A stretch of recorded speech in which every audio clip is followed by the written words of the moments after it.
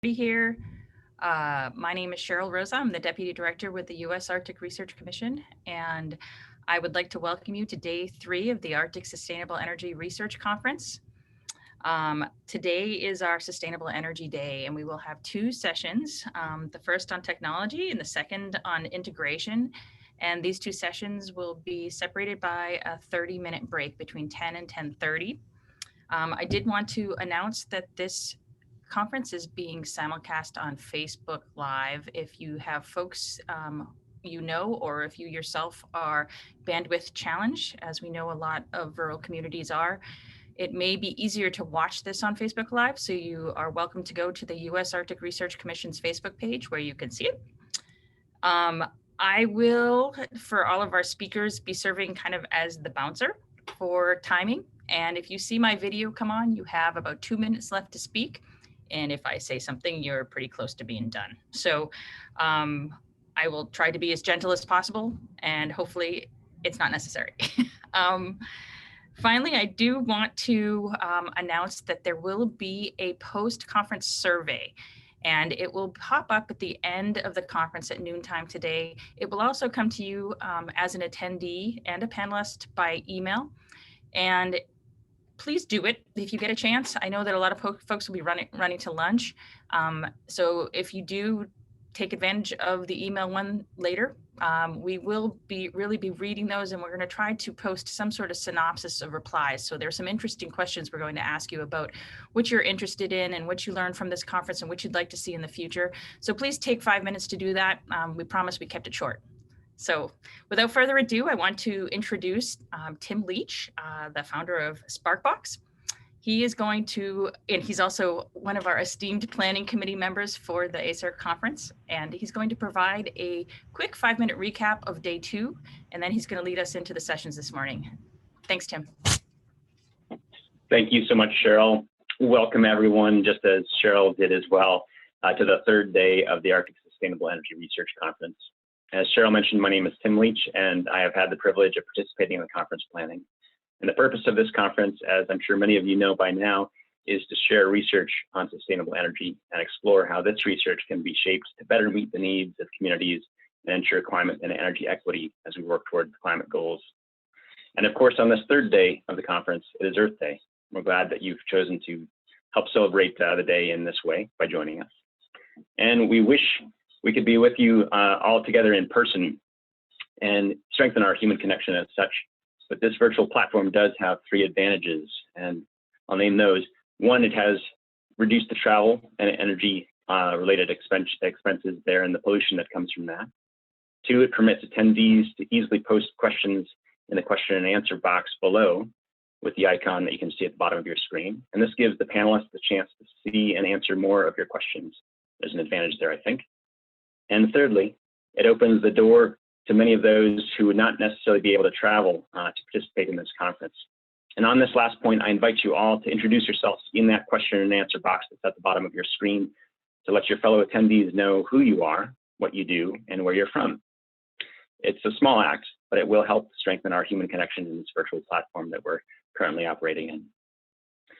We had 2 wonderful sets of presentations yesterday, starting with an energy efficiency or efficiency first panel.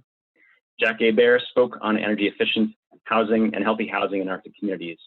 And Jack, from his many years of experience working in the North, counseled us to blend indigenous wisdom with 21st century technology. And this is to better meet the needs and reattain sustainability in Northern communities. Jim Fowler was our second speaker, stepping in for Dustin Madden, who unfortunately had an accident with a broken ankle the night before.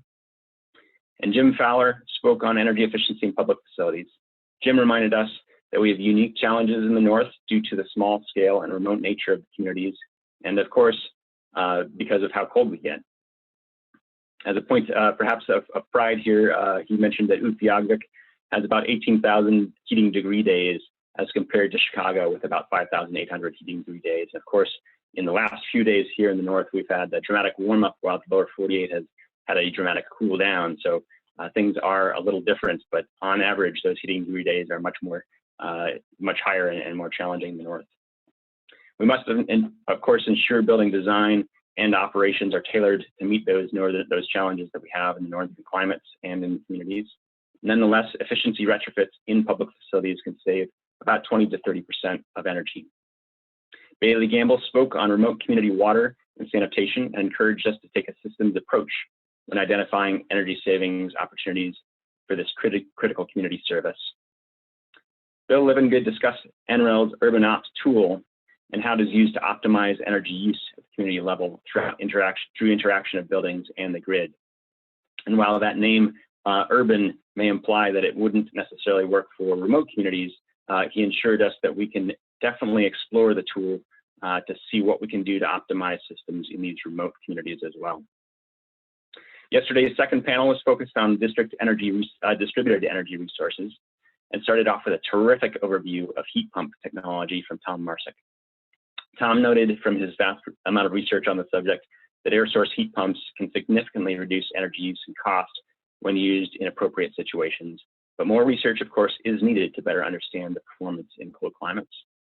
Michelle Wilbur and Steve Colt reviewed research on how beneficial electrification, like heat pumps, can result in rate reductions for both the end user and the non-participant utility customer. Dan Sambor followed up and reviewing much of his research on food, energy, and water system interaction in microgrids, and highlighted how dispatchable loads can be used to optimize grid integration of variable renewable power. Elizabeth Palchuk closed our sessions yesterday with a summary of how social science can inform better energy program design. And as she noted, sometimes it isn't all about the money, but it is about human behavior, and human capacity is a big part of that, not only in our communities here, but as she noted, in many communities throughout the world. Now, it is my pleasure to turn it over to David Lockhart of the Alaska Energy Authority, who will be moderating our first session on sustainable energy and technology. Welcome, David, and take it away. Thank you, Tim, and good morning to everyone. So our first session is on hydrokinetic energy research. And I actually don't know if Jeremy or Ben is going to speak first. But maybe I'll just introduce them both and they can take it from there. So Jeremy Casper is the Deputy Director of the Alaska Center for Energy and Power. Before joining ASEP, Jeremy was a postdoctoral investigator with the Department of Physical Oceanography at the Woods Hole Oceanographic Institution. He holds a PhD in oceanography from the University of Alaska Fairbanks and a BA in physics from Reed College in Portland, Oregon. Ben Leffler is currently a research professional working on ASEP Pacific Marine Energy Center projects. He comes to ASEP after 3 years as the Fairbanks North Star Borough Energy Management Engineer. Before that, Ben was a research assistant at ASEP, performing data analysis and reporting for remote energy projects. So welcome, and I'll turn it over to the speakers.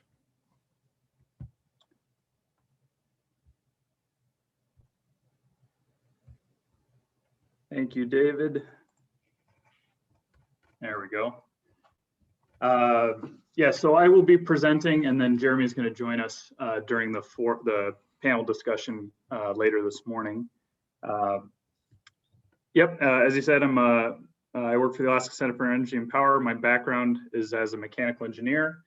I'm going to try and cover a lot of ground in this 15-minute presentation. I'll give some background on marine hydrokinetics, an overview of what it refers to for any folks who might be unfamiliar, the types of hydrokinetic systems, and then I'll get into hydrokinetics in Alaska, challenges marine hydrokinetics MHK faces, and then talk about a few specific projects that UAF is working on, and then what the existing research gaps are in the space.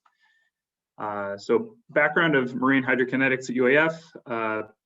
Our research group was established as AHERC, the Alaska Hydrokinetic Energy Research Center, within ASEP back in 2010. And over the years, the group has done research in Nana, Ruby, Eagle, Igiagig, and Yakutat, are some of the most notable. And we work within UAF with the College of Fisheries and Ocean Science, and I'll talk a little bit about the environmental side of things as well. And then in 2014, we joined a collaboration with University of Washington and Oregon State University, who both have MHK research programs predominantly focused on wave energy. as the Pacific Marine Energy Center, or PMEC. So you'll see a lot of these acronyms thrown around. So what is hydrokinetic and how does it differ from traditional hydropower? So most folks, when they hear hydropower or hydro energy, think of the big dams, Hoover Dam, or as pictured on the top right, the Grand Coulee Dam, which is in Washington, the largest hydro system in the US. And it's about 10 times the power output of the entire Alaska rail belt. And Alaska has its own traditional hydro. Big one is Bradley Lake Hydro down near Homer, about 120 megawatts. And then also within traditional hydro is what's called run of river, where you basically divert the river so you don't have a big reservoir behind the dam. And Cordova Electric has about a 6 megawatt system.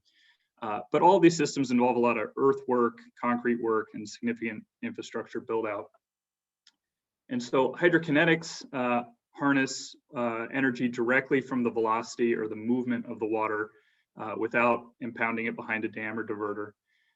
And this includes wave energy, tidal energy, river energy, and I guess ocean current energy as well. It's a different kind of river. Typically, these devices install directly into the water with no civil infrastructure, no earthwork, and they can be floating, submerged, or bottom mounted. And I'll post a series of links at the end, but there's a nice DOE video, Department of Energy video, that kind of gives an overview and shows a lot of existing technologies that are being tested. So why marine hydrokinetics in Alaska? Well, Alaska has an immense resource, and almost all of our communities are either on a river or on coastline. And so almost every community has access to some sort of hydro resource, whether it's traditional hydro or hydrokinetic. But hydrokinetic has a lot of specific challenges. So I'll run through these. Cost. Inherently, these systems are small scale. And so with a large traditional hydro project, you get economies of scale where you can tap a very large area, a large resource, and funnel it into a generation system. These modular, smaller systems are inherently limited there. And frequently they're competing against other low-cost energy sources, and I'll talk about that more specifically later. A big challenge is efficiency. So water, by nature of being dense, is very energy dense, but it tends to move slowly, whether it's a wave or a current compared to, say, wind. And converting low-speed, high-force mechanical into high-speed motion for generators is challenging. MHK also has unique reliability concerns. There's debris, sediment, and corrosion that you don't see in wind. There's seasonality, which you do see with wind, both with rivers, freezing up here and not being a resource in the winter, or with sea state with wave energy changing seasonally with the weather. And finally, all these systems must be suitable for extreme events like floods or very rough seas. There's environmental challenges. Any system needs to have minimal to no impact on fish, marine mammals, or sediment transport, so not causing erosion in the riverbed or on the shoreline. And then finally, any energy system has to be integrated with microgrids, but there is a lot of overlap here between efforts to go, wind only or solar only. And so it'll benefit from a lot of the ongoing current research with wind and solar and other renewables. So tidal energy is not something that ASEP is heavily involved in, but there is significant tidal resource in Alaska. Basically anywhere you have a reservoir with a choke point where the ocean tides move in and out of it. So the picture on the right is Cook Inlet, and there's a choke point off Nikiski that's a very high energy tidal resource. Kootznohu Inlet near Angoon, and there's also areas in the Aleutians where the tides move between the islands or in and out of lagoons. Challenges here, though, you're generally competing with low-cost energy. So in Southeast Alaska, they already have traditional hydro, and Cook Inlet, they have natural gas. And while you can predict tidal energy for, say, the next 100 years, it is inherently intermittent. So if you want it to serve as a base load, it needs to be coupled with storage. Moving on to waves. So waves are really interesting. That waves are different. They're varying every second of the day, and they involve motions in every direction. So there's pitch, tipping motions, heave motions up and down, and surge motions forward and backward.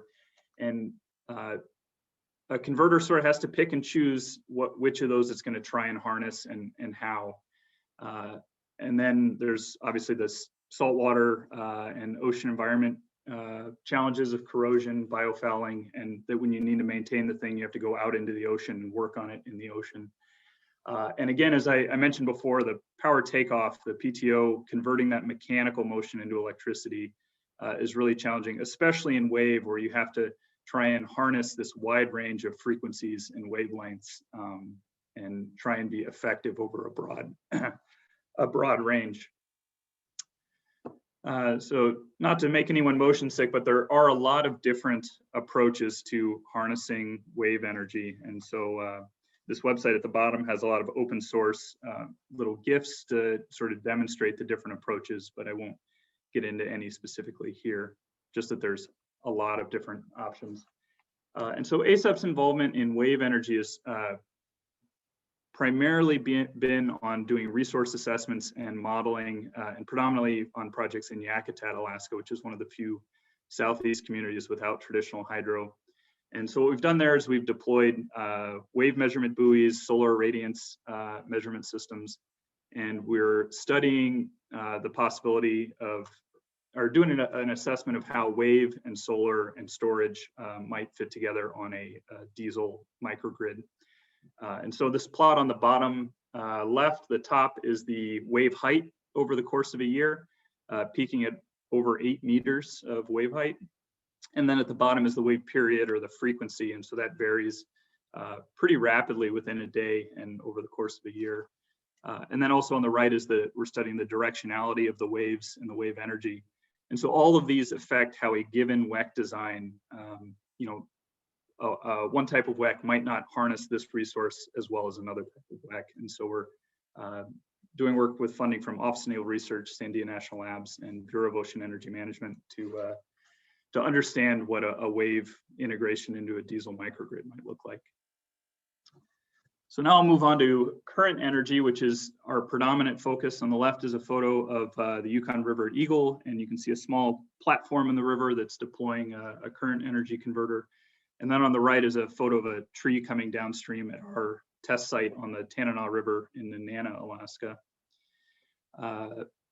Current energy converters generally fall into 2 to 3 types. On the left here is axial flow. They look like wind turbines underwater. And then cross-flow turbines on the right, that's a vertical axis cross-flow turbine. And then there's a link I'll post. The ORPC system in Igiagig is a horizontal axis cross-flow turbine.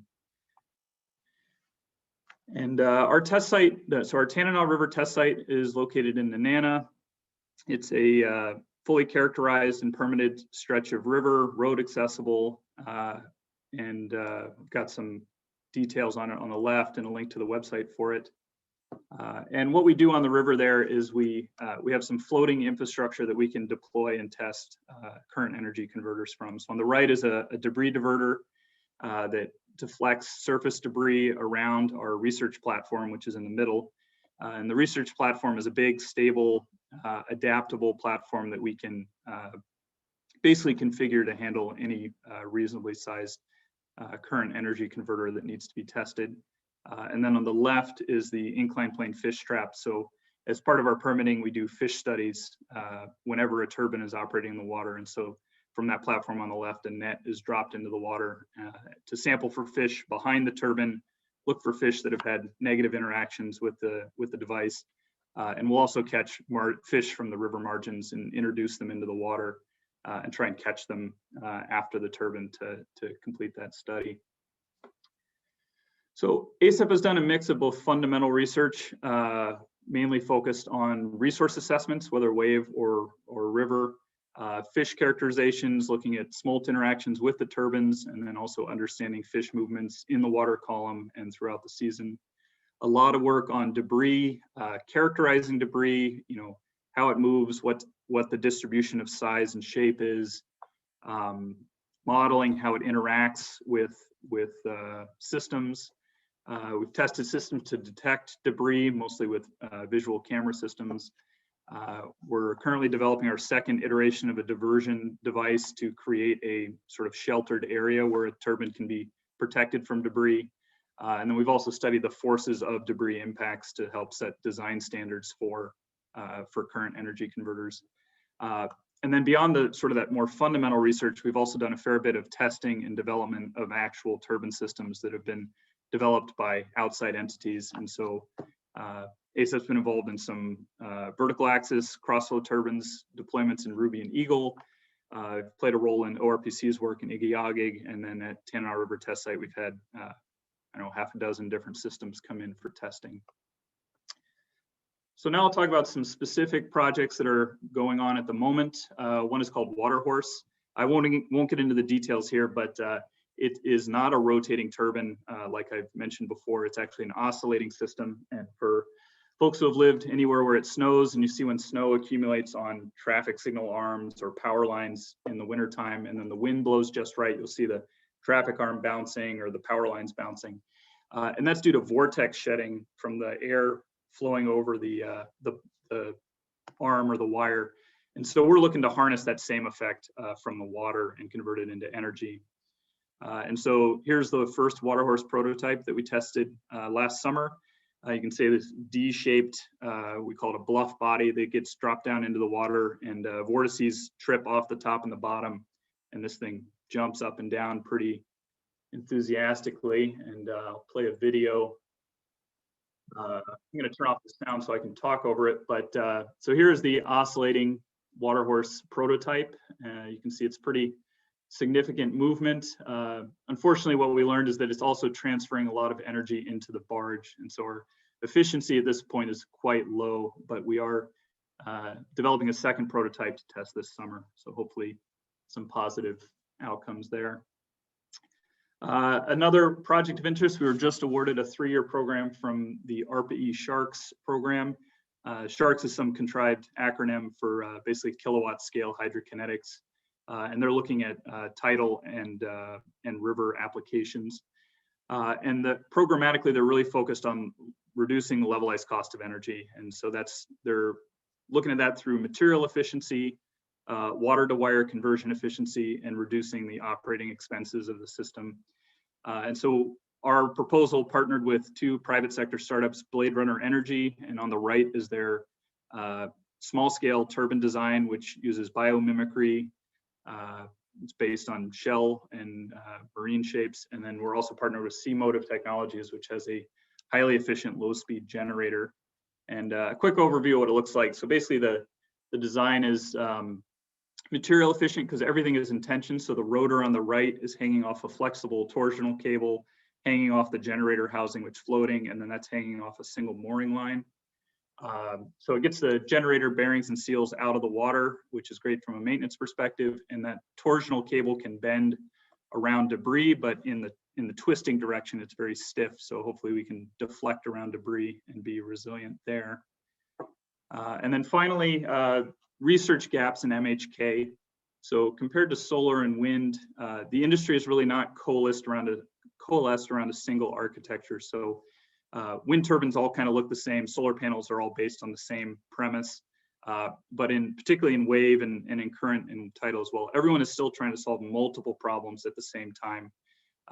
And eventually it'll hone in on one type of architecture where we can really try and solve one incremental problem at a time.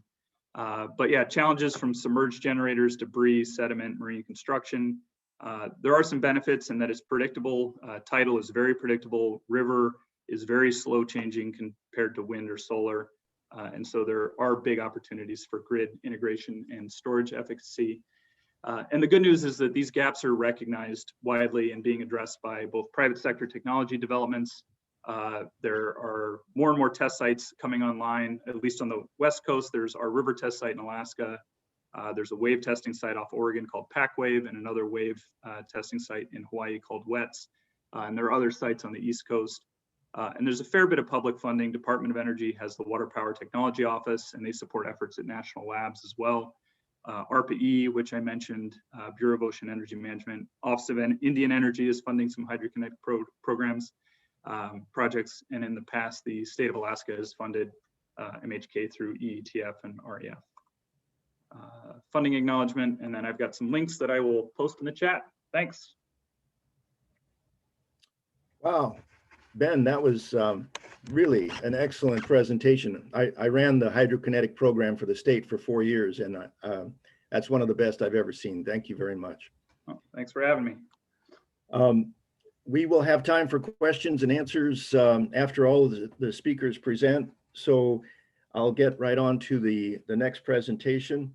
The title is Solar Performance in the Arctic, Bifacials. And our speaker is Chris Pike, who's been working for the Alaska Center for Energy and Power since 2012 and has been involved in projects ranging from studying the performance of solar thermal systems in the Arctic, geothermal exploration in Western Alaska, and working as part of the data collection and analysis team.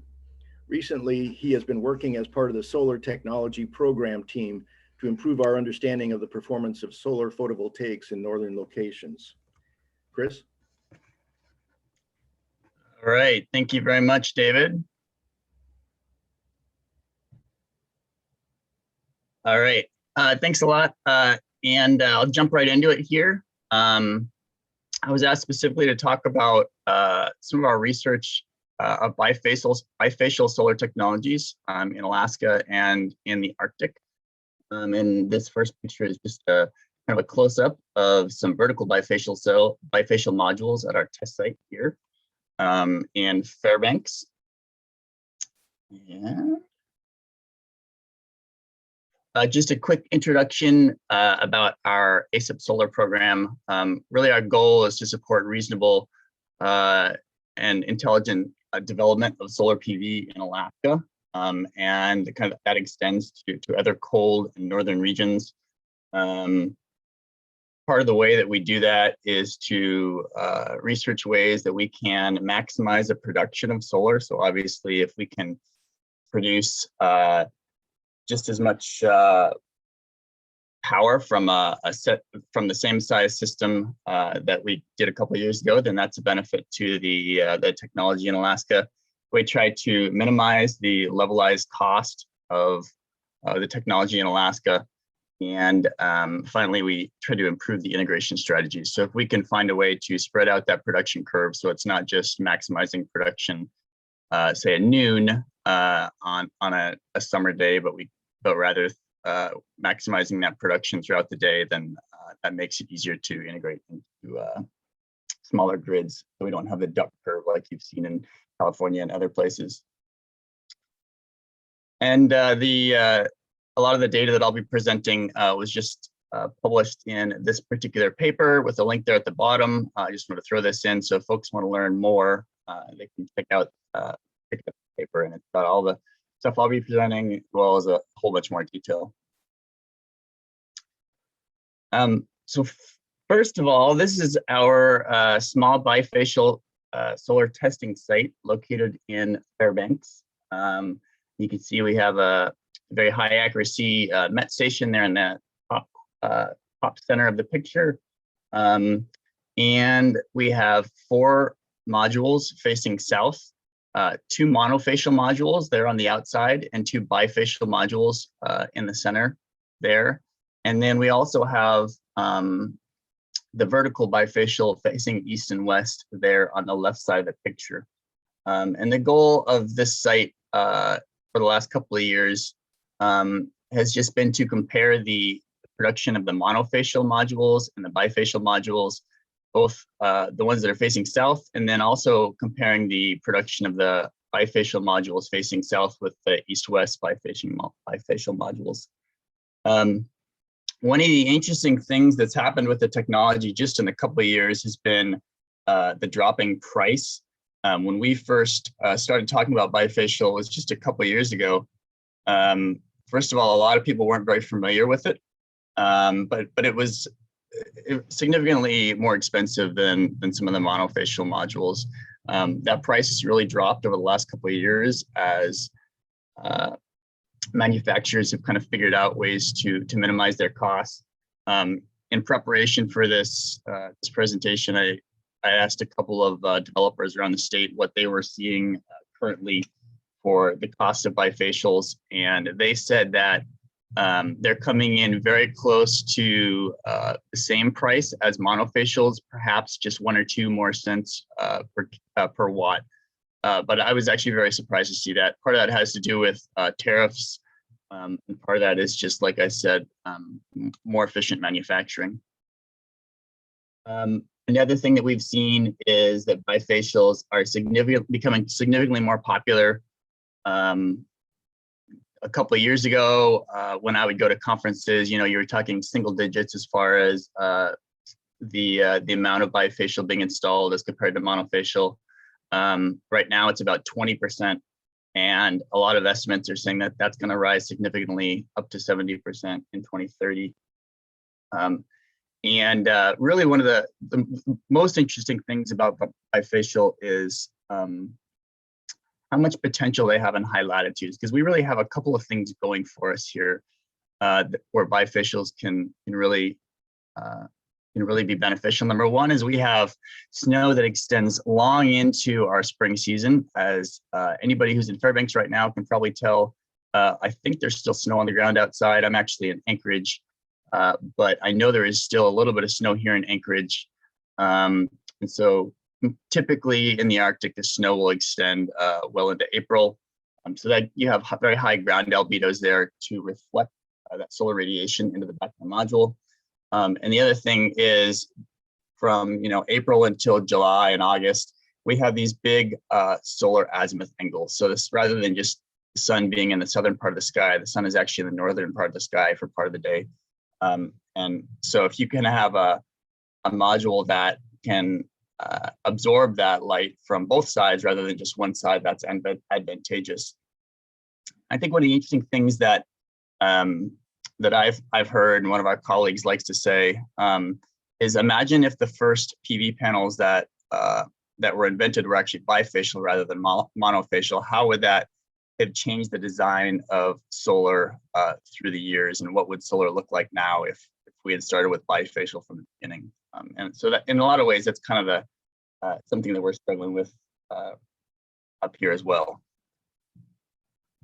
So some of the results from our initial testing at our test site there, you can see that I guess I should say that the blue and the orange are the bifacial modules, the yellow and the purple are the monofacial module there at the test site, and the numbers at the top of the bar graphs are the percentage of bifacial gain in each month.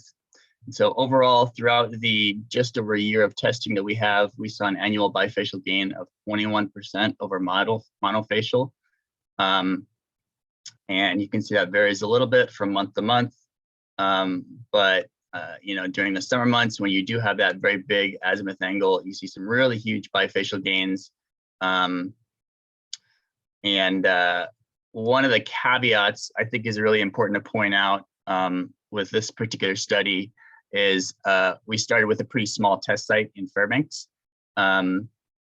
And it's been shown in other papers that have been published throughout the last couple of years that these really small test sites can sometimes exaggerate the bifacial gain that you see. And the reason for that is you don't have large arrays and lots of other panels that are casting shadows onto the ground in the way that, and in a small test site like this, essentially there's more ground reflection. So that's just one thing to be aware of. However, I do think this is an important data point. And I think when you start to look at some of the other, some of the larger arrays, in the half megawatt scale, I think what you would probably see is bifacial gains of around, 10% or something like that. So that's still very significant if you can show a 10% energy gain using bifacial on the same amount of racking and other balance of system materials that you would use. And the modeling bears that out as well. And that's another thing that this system was really trying to do is do model validation, and that process is still ongoing, but it's been very useful to have an on-the-ground system. The next data point, which to me was actually really interesting is comparing the south-facing bifacial with the east-west bifacial. So same thing here. The east-west bifacial are the blue and orange, and the south-facing bifacial is the yellow and purple. And any positive number you see means that the east-west outperformed the south-faced, and negative means that the south-face bifacial outperformed the east-west. You can see that in the spring and the summertime, the east-west is actually producing more energy than the south-facing bifacial, whereas in the late summer and fall time, then the south-facing is producing more. I actually was a little surprised to see the degree to which the east-west was performing. And on an annual basis, one of the really interesting things we found in this particular study is that the two orientations produced almost the exact same amount of energy on an annual basis. So, you know, for an IPP or something like this, that's a pretty important metric. It's going to be interesting to see what happens when we scale this up and start looking at larger arrays to see if this continues to hold true. And so we're continuing this study, trying to do some additional work with our test site there, and as well as some modeling. This is data basically showing the average production by hour of day per month. And so these are the south-facing and the east-west facing bifacial modules, and you can pretty clearly see which is which. The east-west facing bifacial modules have that bimodal production curve, which you can see peaks depending upon the day around 9 a.m. And again in the afternoon, whereas the south-facing peaks in the middle of the day. And this kind of really gets to the integration piece of the equation here with solar. You know, solar is great, very low maintenance, but it does produce that peak right in the middle of the day. So with the east-west, if you can spread that out, spread that production curve out, I think it's going to be beneficial to the grids where this is installed.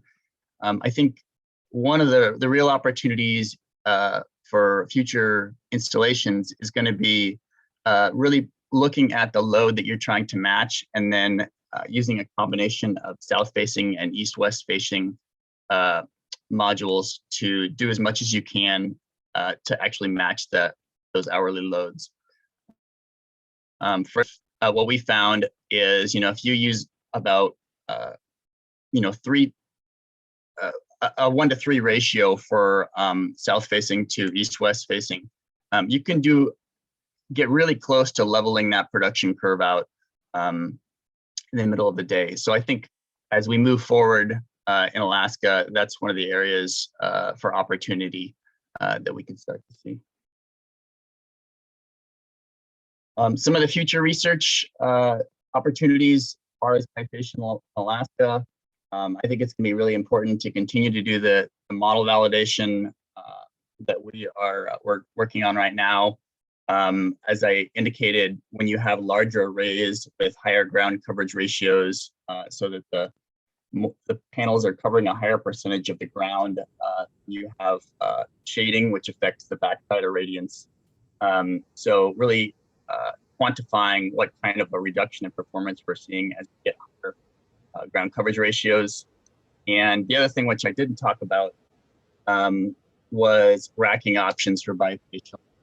A lot of times, you know, people just put bifacials on their existing racking, but I think there's a lot of opportunity to actually design PV module or PV racking specifically for bifacial, so that you're not shading the backside of the panels. And with that, I will conclude. One quick thing to note here is we have our solar test site data live on our website at that URL there. And this image was from the data from Tuesday, and you can see it was a nice sunny day there in Fairbanks. You You can see our south-facing and monofacial and bifacial, as well as the east-west facing bifacial. So thanks a lot, everybody. And I look forward to taking any questions. Thank you very much, Chris. You guys are doing a great job on the timing, and the potential benefits of bifacial technology to rural Alaska are really evident in your presentation. So I think that's very important. Our next presentation is titled Renewable Energy, Demand Side Management, and Diesel Efficiency. And our speaker is Dr. Michael Ross, whose applied research program addresses the needs of the northern energy industry through academic partnerships with all 3 colleges in the territories and through industry-driven direction and support from all 4 territorial electric power utilities. The pertinent engineering research areas for the program focus on integrating a high penetration of renewable generation in remote communities, diesel efficiencies, demand side management, and residential utility partnership. Dr. Ross? Sorry, I was on mute. Thank you for the opportunity to present. And before I begin, I'd like to acknowledge that I'm presenting in the traditional territory of the Kwalndun First Nation and the Tanquachin Council. So the purpose of this presentation isn't necessarily on a specific technologies, but a suite of technologies for the integration of, to facilitate and support the integration of renewable energy in Northern Canada. It's a lot of the work is summarized and results are, and I'll share some common results that we have found while investigating projects such as the Old Crow Solar Project, the Beaver Creek Solar Project, the Arvik Clean Energy Project, the Lutzel Cape Project, as well as power system impact studies and other projects that we're pursuing at Yukon University. And I mean, I can't take credit for this work. A lot of this work has been done by a lot of Northerners, engineers, researchers, developers, and students that have worked with our research group at Northern Energy Innovation throughout the past 5 years. So credit goes to them for a lot of these results that you will see. Before starting, I am presenting from Whitehorse, and I want to give a bit of a background into the electric power system and the realities that we face in the Canadian territories. So similar to Alaska, there isn't a power system that's connected to the North American power grid throughout the territories. There are 55 isolated diesel-based communities, and there is such a large land mass. I'm not too sure what the data is in Alaska, but if the Northern Territories were a country, it would be the 7th largest country in the world, and it has a population density of 1/10 of that of the Sahara Desert. So it's servicing a lot of people spread out, or servicing very few people spread out around very large land mass. As far as the electric power systems are concerned, there are 3 isolated hydro grids, 1 in the Yukon and 2 in Northwest Territories. And as I mentioned before, 55 isolated diesel-based communities. Some of them are road connected, a lot of them are fly-in, but in the 3 territories, the need to reduce diesel consumption and as a means to get off of diesel dependency is a high priority for territorial and federal initiatives. And so what our research program does is we work with the electric power utilities to address the needs that are pertinent in the north, but through a pragmatic approach. So it's very industry driven and oriented, and our research program tries to address the needs that are currently faced by the electric power utilities. Before going forward, I want to address a specific point in terms of, can we get to 100% renewable? Can we get to 100% wind and 100% solar? And when I say renewables, I recognize that other presenters are talking about other technologies, but what we're finding in Canada is wind and solar tend to be the de facto renewable technologies that are being implemented in isolated systems. And what I want to mention is power in equals power out at all times. And we have to make sure that while the installed capacity of the wind and solar, the nameplate rating might meet the peak load of the community or the total energy of the system, it is not a reliable, controllable, or dispatchable resource because we can't necessarily tell the wind to blow or the sun to shine when we need it the most. So for that reason, utilities don't necessarily see renewables as meeting the capacity needs of the community. And so if we are reducing our dependence on diesel fuel for these isolated communities and reducing our dependence on the diesel technologies that can provide both the energy and the capacity needs of the communities, we have to supplement that with other technologies. I'm going to spend a little bit of time on this slide just to say what is the challenge and what are the challenges of integrating renewables onto a diesel-based community. If you look at the image on the right over here, this is essentially the efficiency curve of the diesel generator. And I do understand that it's not exact. Diesel generator is not 100% efficient, but this is sort of a normalized efficiency curve where you have the peak efficiency rated at 100%. Say, for example, 4 kilowatt hours per liter is typically peak efficiency for many diesel generators. But for diesel generator operation, below 30%, for some utilities, it's below 50%, you could see a significant drop off in efficiencies. You have incomplete combustion, and it's actually bad for the generator to operate under that. You can get some glazing of the cylinders within the internal combustion engine. And because of that, utilities operate the diesel generator through a minimum loading constraint. So below 30%, they do not operate the diesel generator. Some utilities, 50%, some utilities say 20%, but as a rough ballpark, this is from ACO Electric Yukon. They don't operate their diesel generators below 30%. Diesel generators are capable of operating 10% above rated capacity for short periods of time. And actually, Kulik Energy Corporation in Nunavut, they do that as part of their dispatch, as part of their economic dispatch. But again, it's not good for the diesel generator. And so they don't, typically utilities don't operate above here.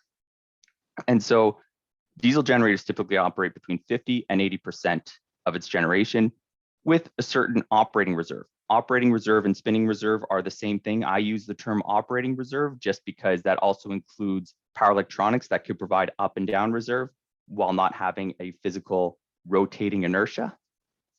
So when you have the diesel generator, or when you have the load increasing such that the diesel generator is operating closer to 80 or 90% of its rated output, that's when the utility tends to turn on the largest generator and transfer the load onto that one. Or if it gets below 50%, they will turn on the smaller generator and turn off the larger generator. So that way they have a certain 20% of operating reserve to deal with for the load. So part of the challenge with this is, how does this affect integrating renewables? And I'll go through this through two examples. So let's just say, for example, we look at the smallest generator because it's the worst case scenario. Under a situation where the load is 200 kilowatts, the wind is producing 200 kilowatts. If you have a smallest diesel generator, then the minimum load is, say, 90 kilowatts, and you're actually curtailing 90 kilowatts in this situation to have power in equals power out. So with this situation, this would indicate that the maximum wind that you could install in the system without any controls is about 110 kilowatts. And the limiting factor is the minimum loading constraint of the diesel generator. And because the smallest diesel generator is so high. So you're limited by the underloading of the diesel generator itself. Okay, so what happens if you have a smaller diesel generator to reduce the minimum loading constraint? Then what is your bottleneck? So in the case two, for the smallest diesel generator, you have your wind output at, again, 200 kilowatts, and your minimum loading of a 100 kilowatt diesel generator is 30 kilowatts, and your load is still 200 kilowatts. So same situation as before, but all we did is change the size of the smallest diesel generator. In this case, sure, you have a smaller minimum load, and then you would think that the wind could be rated at 170 kilowatts as opposed to 110 kilowatts. However, if the wind were to significantly reduce down to 50 kilowatts, as an example, there isn't enough operating reserve. The diesel that's online cannot pick up that extra load, and then you have a power in equals power out imbalance. So if we are reducing our dependency on the diesel generator and allowing renewable generation to be implemented in isolated communities, these constraints need to be addressed by those technologies. One technology that we're looking at, by we, I mean Northwest Territories Power Corporation, and we're working with them on investigating, is the idea of a variable speed generator. So typically diesel generators are operating at a constant frequency, at a constant RPM. Kind of analogous to how a diesel truck operating in cruise control on a highway, the wheels are spinning at a constant speed, you're going at a constant speed, regardless of whether or not you're going uphill or downhill, regardless of whether or not the load is increasing or decreasing. But a variable speed generator, the idea of the variable speed generator is analogous to a Type 4 wind turbine, where you have your typical internal combustion engine, but it could operate not necessarily at 1800 RPM. It could operate at different revolutions per minute that is the most efficient for the power output that's required. And so with that, if you operate at a lower or higher revolutions per minute for that respective power, you rectify that to DC, and then you invert it back into 60 Hertz. The system will always see 60 Hertz no matter how fast the diesel generator is operating. But the idea is, one, you reduce the minimum loading constraint, because the minimum loading constraint is that for a specific frequency or specific RPM. So you could reduce it theoretically down to below 10% as opposed to 30%. And you have a flat efficiency curve throughout its operating, whether it's rated output, half of rated output, 30% of rated output. In theory, you have a flat profile. One of the challenges that we've seen, this has been in operation for over a year, and from the data that we received from Northwest Territories Power Corporation, they're somewhat inconclusive. And so right now we are actually working with Northwest Territories Power Corporation and Nitaquichin First Nation to see if we could augment the measurement data to have conclusive results. Two issues with the data that we received. If you look at the figure at the bottom right, there's a large discrepancy between the two measurement units for heat rate. And which one is more accurate?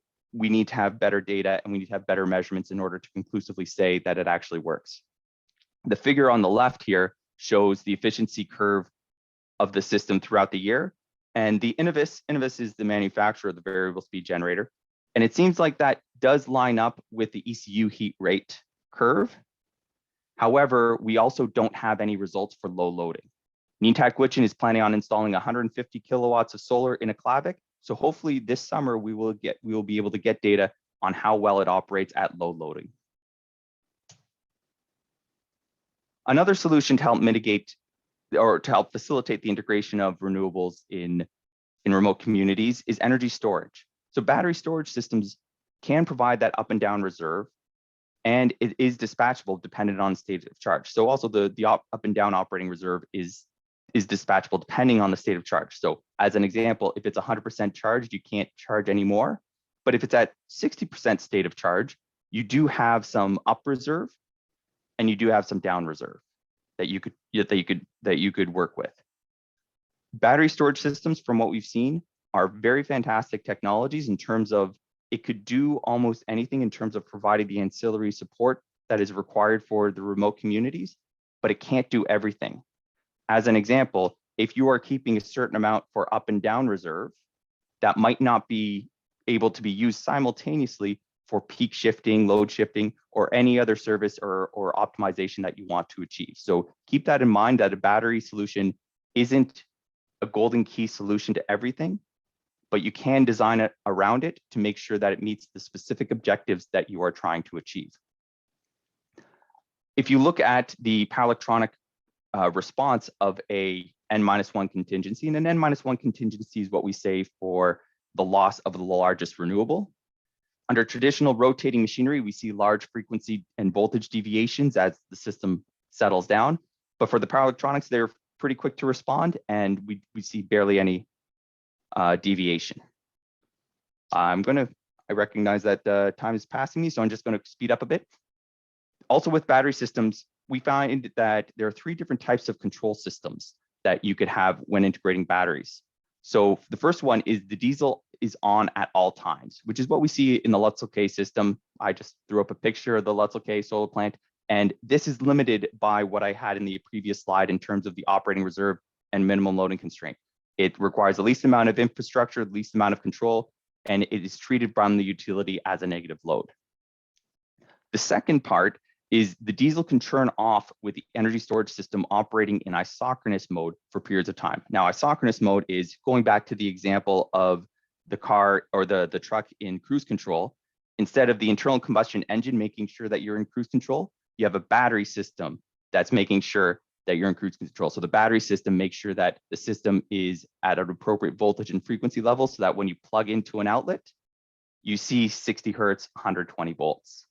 And with that, you could switch between the diesel operating in isochronous mode and the diesel off and the battery operating in isochronous mode. And when you operate diesel off, you don't have to have the diesel continuously operating above its minimum loading constraint. The third one, which is kind of interesting, is energy storage system is always operating in isochronous control, but the diesel turns on to charge the battery. And this is an example that's seen in Colville Lake. And you can see the messy figure at the bottom left. This is a result of the idea is you operate the diesel generator at its peak efficiency to charge the battery. And then the battery just charges from the solar, the battery charges from the diesel, and that supplies the community. There are some issues with this in terms of round trip efficiencies of charging and discharging the battery from the diesel, as well as you have more switching events from turning on and off the diesel. So NTPC is finding that the switchgear is needs to be replaced sooner than originally designed. But it is an interesting strategy that they're pursuing, and we want to see how well it compares to the different operating strategies. I'm not going to get too much into this, but one of the concerns in Canada, I know that in Alaska there are co-ops for utilities, but in Canada the utility does not, or the utilities are predominantly crown corporations, and they're responsible for providing that voltage and frequency regulation. And oftentimes they don't have the capital to provide to buy the battery outright because they are regulated. They're a regulated monopoly, and the regulation body is there to protect the ratepayer. And so they cannot justify purchasing a battery for the system. And so oftentimes, even if communities can purchase a battery outright, it typically has to be owned and operated by the utility. So a partnership typically needs to be made in order to make sure that you could operate diesel off. Seasonal storage is another viable solution where in the Yukon, much like in the photo that I showed earlier before, in the Yukon, we're spilling hydro generation in the summertime, as well as solar generation in the summertime, but in the wintertime at the peak is when we need it the most. Yukon Energy is planning on pursuing a seasonal storage facility at Moon Lake so that you could use it to pump water. It's 2 hydro reservoirs that are geographically close to each other, but with a significant elevation difference, where you could pump water uphill during the summertime when you have that excess generation, and then feed it through a generator in the wintertime so that you could use it to meet the peak. Finally, there are some demand side management technologies that are being pursued as well. We're in partnership with Yukon Conservation Society, Yukon Energy Corporation, ACO Electric Yukon, and Yukon government to pursue an electric thermal storage project in Whitehorse. And the purpose of this is the diurnal demand response technology that could pre-charge these bricks. And by pre-charge, you heat it electrically when it's not peak, and then you dissipate that heat when there is a peak. So that way it doesn't increase the winter demand, it doesn't increase the peak demand, but it doesn't affect the comfort level of the residents. And it's a greener technology, especially if that energy is coming from renewables. I've attached the research questions that we're pursuing for this. Green are the high important research questions. The red is what we have to do as part of our funding agreement. And then the yellow is our other ancillary questions that we anticipate answering for this project that is scheduled to be completed in 2022. Thank you for your time, and I'm looking forward to your questions. Michael, thank you very much for that presentation.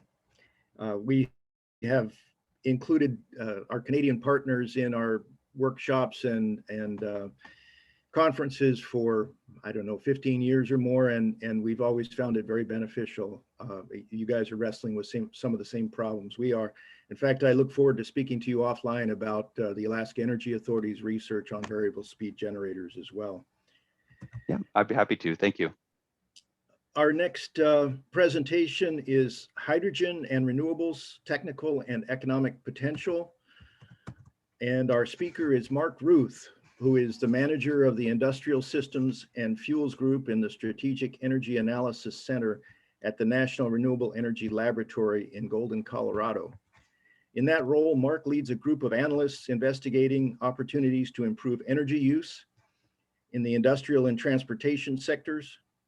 Mark is also leading the multi-laboratory effort to analyze the technical and economic potential of the H2 at scale concept.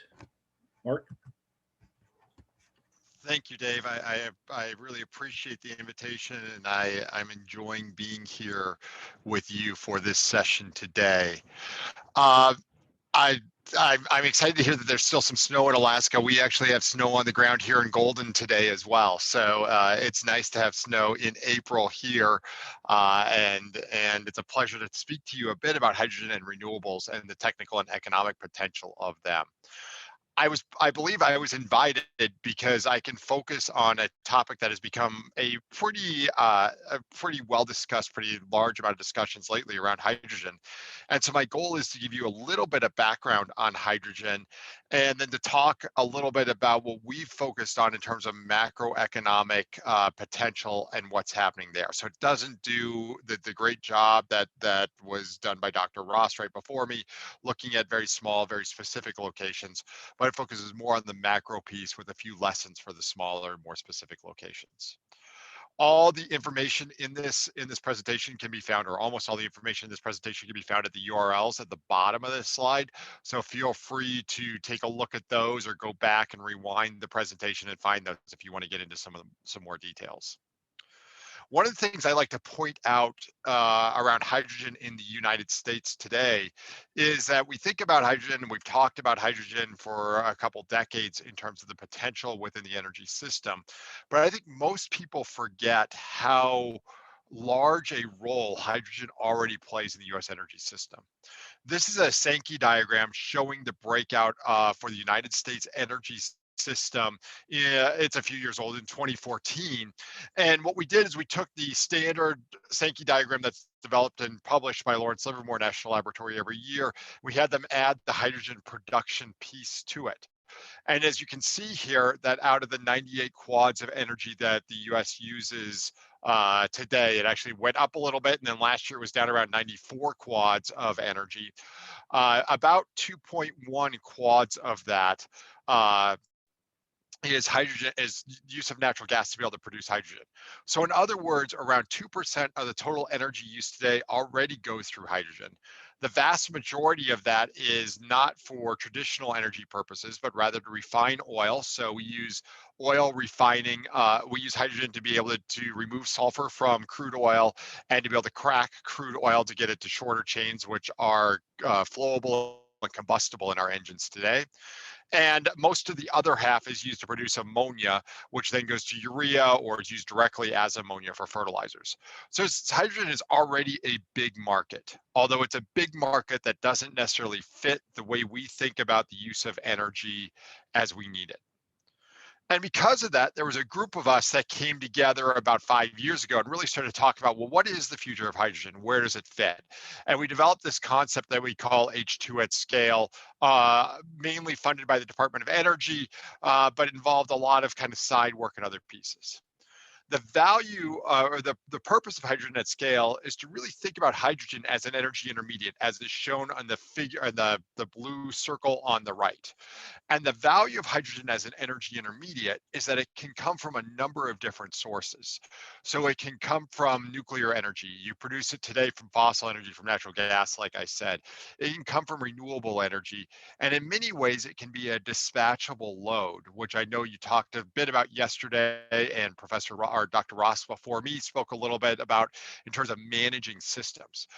From the grid operation viewpoint, hydrogen brings the same benefits as batteries in terms of being a load that can be charged when it needs to be, or when you've got excess energy, and can discharge to the grid when you need energy to it. It brings that value to it. However, the greater value is what we show over here on the right, which is going to all kinds of other products and other needs. We know that electricity is really an incredibly valuable energy intermediate. However, it doesn't work for everything. In many cases, in say transportation, we need higher density fuels for aviation, for marine transport, for long distance trucking or long distance travel between charging opportunities and charging stations. So hydrogen fits there in terms of fuel cell vehicles. It can also be used to be reacted with carbon dioxide to produce synthetic fuels. And as I mentioned, it's used for upgrading oil, but in terms of biofuels, we also think about using hydrogen for upgrading biofuels in much the same way.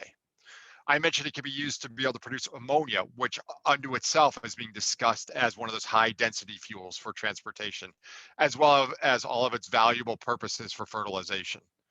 It can be used in metals production to replace coke in steel refining, and is often used and can be used in many more ways in the chemical and processing industries. And then finally, it can be used to replace natural gas in terms of in terms of heating and distributed power type opportunities. So it has a lot of opportunities. There's a lot of disadvantages to it. The round trip efficiency isn't nearly as high as batteries if you go electricity to electricity, but you can store it for a longer time. So our real focus and the analysis I'm going to talk about was really focused on trying to understand where hydrogen fits, how it fits, and what happens. What really brought me into this was a new way of thinking about hydrogen that you can see on this this slide here. These 4 bars are the all-in levelized cost of producing hydrogen. As I mentioned before, the traditional way of producing hydrogen is from natural gas via a process that we call steam methane reforming. It costs, this is a few years old now, but it costs about $1.95 per kilogram of hydrogen, and that was using about $4 per million BTU natural gas. As you can see, the natural gas cost of that is the majority of that $1.95 at $1.56 in the green bar. And then there's a little bit for capital in the blue bar and a little bit for other operating costs in the red, or about a nickel for operating costs in that red bar. So that's kind of the bogey point, or the competing technology point for these more clean technology options like producing hydrogen from renewable electricity from wind or solar PV. Now, the challenge that we were thinking of around 5-10 years ago was this bar on the left is everything we knew about electrolysis. To be able to produce hydrogen from electrolysis, all in again in terms of levelized cost, it costs about $4.20 per kilogram was our estimate based on advanced technologies for electrolyzers. And as you can see, the majority of that was the electricity price at $3.46 of that 420, with again some for capital and some for fixed operating. However, that was based on electricity prices at 6.6 cents per kilowatt hour. What we're seeing in the market in the grid today is that that's the price you pay if you want electricity 100% of the time, all the time, here in the contiguous 48 states. However, if you're willing to pay real-time prices and get electricity just say 40% of the time, you get to the second pair of bars. And if you can get that 40% of the time, you can get it down to 2 cents per kilowatt hour, which is happening in places across the Midwest or even down to 1 cent per kilowatt hour. If you only run that 40% of that time, or those 3,500 or so hours per year, you might be able to get 1 cent per kilowatt hour. It brings the price down, and it really changes the way these bars are colored. So instead of paying the majority for the electricity price, we now have a penalty because our electrolyzers last 20 years, whether you run them or not. You've got a penalty that you got to pay back more per kilogram of hydrogen you produce, and hence the blue bars go up. You've got a different opportunity here. And then we said, well, we're a bunch of national lab people. If national lab people should be able to do anything, we should be able to bring down capital costs on something like electrolyzers. So we said, well, what's the opportunity if we went from $400 per kilowatt capital cost to $100 per kilowatt capital cost?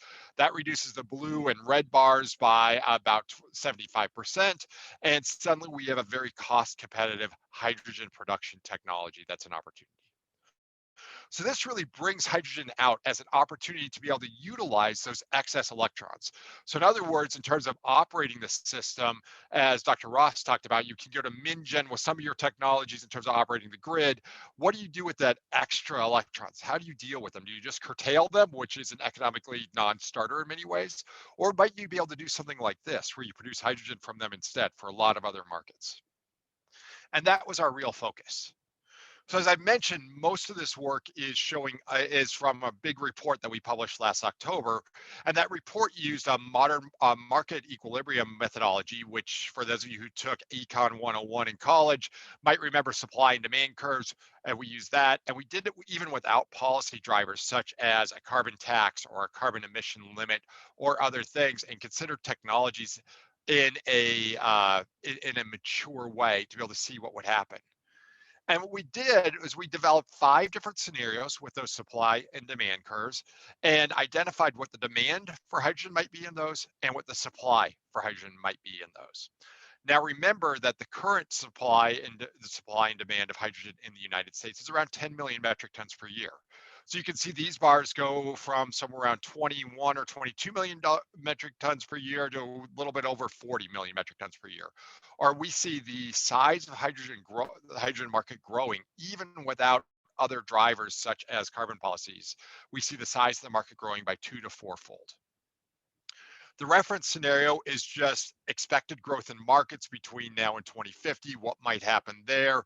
It's getting up to around 20 million metric tons per year. A big chunk of that new demand is for biofuels, as biofuels replace crude oil by cost within some of the markets. A big focus of hydrogen is to be able to provide hydrogenation for those fuels. However, without a carbon benefit and without R&D that really reduces the electrolyzer cost, most of that supply is here in the brown color, which is steam methane reforming of natural gas. Now, if there were additional infrastructure for, say, fuel cell electric vehicles, as would be done in this second scenario here, suddenly we see value in terms of producing hydrogen for light-duty vehicles in the aqua colored and medium and heavy-duty vehicles in the purple color here. And we essentially max out the natural gas supply that we see as being a potential, start getting the higher cost natural gas opportunities, and we start seeing nuclear produced hydrogen via high temperature electrolysis technologies in the mustard color. So we see the market size grow, but we see more natural gas used to be able to produce that hydrogen, and starting to get into repurposing some of the nuclear power plants today to be able to produce that additional hydrogen. Now, if the natural gas price went up, as would happen in the third bar, then the market size goes back down because it's no longer economically competitive for fuel cell electric vehicles running on hydrogen to be able to compete. So the market size goes back down a little bit. And with higher natural gas prices, nuclear is even more competitive. With additional R&D on low temperature electrolyzers, we start to see the same size market, but we start to see the green bar where electrolysis of wind and solar PV technologies starts to produce hydrogen in a competitive way to be able to outcompete much of the natural gas resource and some of the nuclear resource. And if the R&D is as successful as I showed on the previous slide, we get to a very large market demand because a much larger chunk, around 20% of the light duty markets and the medium and heavy duty market would be met via hydrogen fuel cell electric vehicles. And most of that hydrogen would be produced via low temperature electrolysis, primarily from wind and solar PV technologies. So this gives you an idea of the different hydrogen technologies and different hydrogen opportunities that are there. The market size also can increase and really increase the amount of some of the technologies. You heard about demand response and demand opportunities earlier. What this slide shows is that just by adding hydrogen and having that flexible demand, you can increase the amount of wind penetration, not just to produce that hydrogen, but also to produce electricity, because you can operate your grid in a more efficient way, as Dr. Ross spoke a little bit about before me.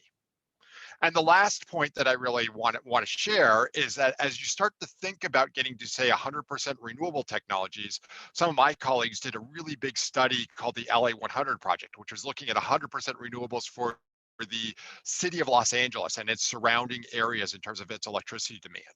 And their finding was you can get to about 80 to 85%. You can get to 80 or 85% just with wind, solar, and batteries. However, to get to the last 15 or 20%, you still need some combustion turbines because the wind doesn't always blow, the sun doesn't always shine, and you don't always have enough battery power. And hydrogen fits there very well. And because of ramping down, there's still some natural gas that's available there. So in summary, I would say that the economic potential in the US is 2 to 4 times the current annual consumption, but that could be even larger if there's carbon emission credits or other types of issues that are kind of driving towards hydrogen or non-emitting opportunities.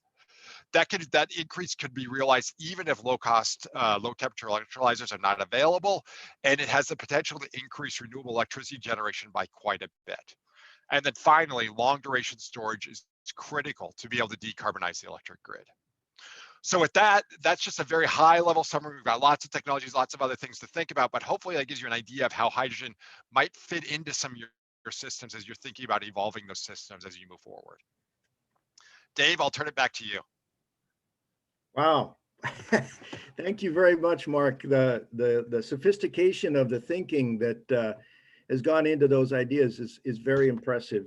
And I think there's so many technologies you referenced that have a lot of potential in Alaska as well as other places. That was really amazing. Thank you. So I think it's time to jump into the Q&A. There's a note from Tim to turn on your video. And we've got some, I'm going to prioritize the questions that come from the audience in the Q&A box. And I believe those are evident to the speakers as well. So Mark, can you see that question from Dela Johnson? Yeah, so I think the question is around safety of hydrogen in terms of the hydrogen infrastructure.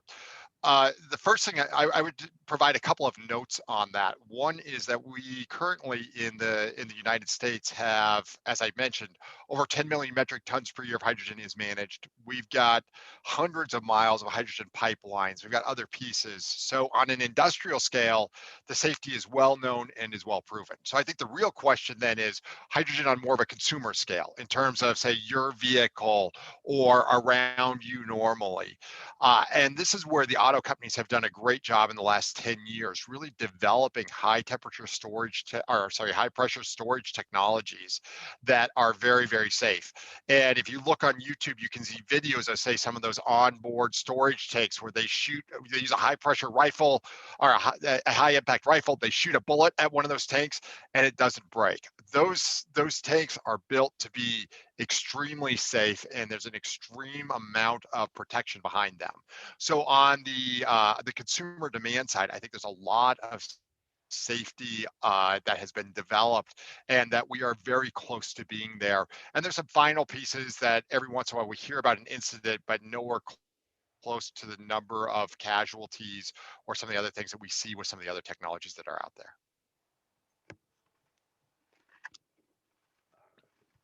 So there's a question from Carrie Williams, which I believe should also go to Mark regarding pumped hydro. Sure. In the city of Los Angeles, that wasn't possible. They don't have enough pumped hydro resources. I don't know enough about the political situation in Alaska, but I would say in the contiguous 48 states, it's going to be very, very hard to increase the amount of pumped hydro because permitting those facilities is incredible for traditional pumped hydro is incredibly difficult. So the facilities where you have traditional two lakes with a slight difference in height between them, just creating those dams is very difficult to do, and we're taking down dams as we speak. There's some advanced technologies that involve, say, boring into the earth straight down and dropping, or having kind of a cylinder that kind of goes up and down them. Some of those will be easier to permit, but they're very, very expensive today. I think the benefit of hydrogen is not just for storage for electricity, but you also get in all these other markets where there's an even greater benefit as well. So you got those trade-offs, and that's where we kind of start to get there. Thank you, Mark. And actually, I would add that in Alaska, we have a lot of storage hydro in places where there's potential for pumped hydro. And I guess I would suggest that if you can use storage hydro, it's more valuable than pumped hydro. And then a lot of the villages in Western Alaska are very flat. They don't have the topography for that. Um, and then, so there's a question from Gabriella Browning. Would it make a difference if there were private business owners with large property to experiment on? I think this is probably related to pumped hydro storage as well. Anybody want to jump in and answer that one? Mark?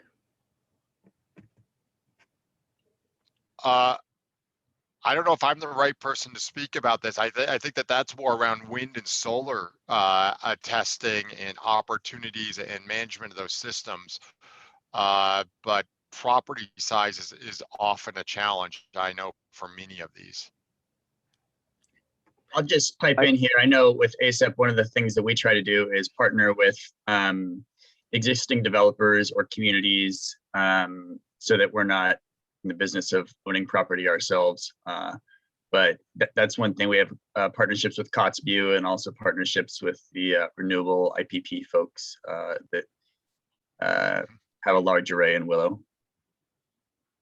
Yeah, I would add that pump storage is very valuable where you have very expensive and very cheap sources of alternative sources of power generation. So you can store the cheap power and use it when you would otherwise have to use the expensive power.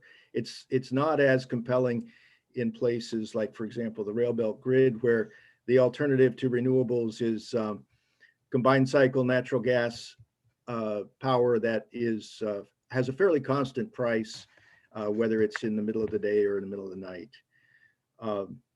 So there's a question from Albert Cesar regarding reciprocating internal combustion engines. This sounds like one for Michael Ross. And I can read that. Sorry, I'm just reading it right now. Thank you.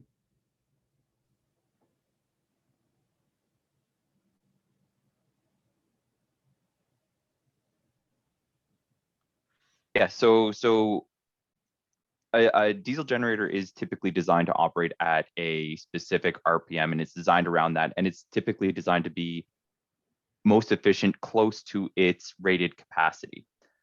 That being said, in the figure that I showed earlier where the efficiency drops off, that's keeping that RPM. And what we want to do is kind of similar to, instead of having a fixed gear bicycle, if you could have multiple gears on that bicycle continuously changing, you could change the speed at which the wheels are turning to optimize the efficiency and power output of the system. Part of the challenges with the variable speed generator is you're absolutely right in terms of the losses associated with converting from AC to DC and then back to AC. The overall service of the system in order to supply energy to the variable speed generator is twice the amount as a traditional diesel, because you do have additional controls, you do have additional losses with the power electronics. So the peak efficiency of a standard rotating machine diesel generator, or like a fixed speed diesel generator, is more efficient than the peak efficiency of the variable speed generator. But the idea is that efficiency is ideally staying constant throughout its operation. I'm not too sure if I answered that question properly or whether or not I addressed all the comments in there. Yeah, that was great, Michael. And I guess I would add that Albert's correct that there is peak efficiency at a specific RPM. However, that's not a function of load. So for example, most of the gen sets in rural Alaska are 1800 RPM. There's a few at 1200 RPM. That's not necessarily the peak RPM or the peak efficiency of that machine, but it certainly isn't the peak efficiency at loads that are not optimal. In other words, low loads like you were talking about, Michael. So that, I think that's where the opportunity is with a variable speed diesel. And while we're waiting for more questions from the audience, which I encourage, let's see, there's one from Pierre LeBlanc. Do the vertical bifacial panels negate the advantage of panels that track the light given their mechanical cost? That sounds like one for Chris. Sure. So I would say single axis tracking with bifacial has become very popular for utility scale arrays in the lower latitudes of the world. and they are seeing good bifacial gains. So I don't think it completely negates it, but I think it's one more tool in the quiver for bifacial developers and communities. In Alaska, tracking has kind of fallen out of favor recently, specifically because it's one more moving part, and obviously with the challenging environment up here with winter and the cold and all that kind of stuff. Anytime you insert moving parts into a system, it's just one more point of failure. So most folks are really trying to move away from tracking up here. With that said, I think it could be interesting to see what happens in the next couple of years, to see if that possibly starts coming back as tracker technology improves and different opportunities using trackers and bifacial continue to happen. But I wouldn't say it replaces trackers, but it definitely is one more tool. Yeah, ASEP actually had tracking solar panels at their, I'm not sorry, not ASEP, but CCHRC. CCHRC has had tracking solar panels at their site for many years, so they've got some data on it. And I think one of the things that's happened more recently is that solar PV panels are so cheap now that the incremental cost of tracking can be compared to the incremental cost of adding more panels. And especially in Alaska, where snow and ice buildup are an issue for tracking, sometimes it's cheaper just to install more panels. So another question from Carrie Williams, and I believe this is regarding pump storage. So anybody want to take that one?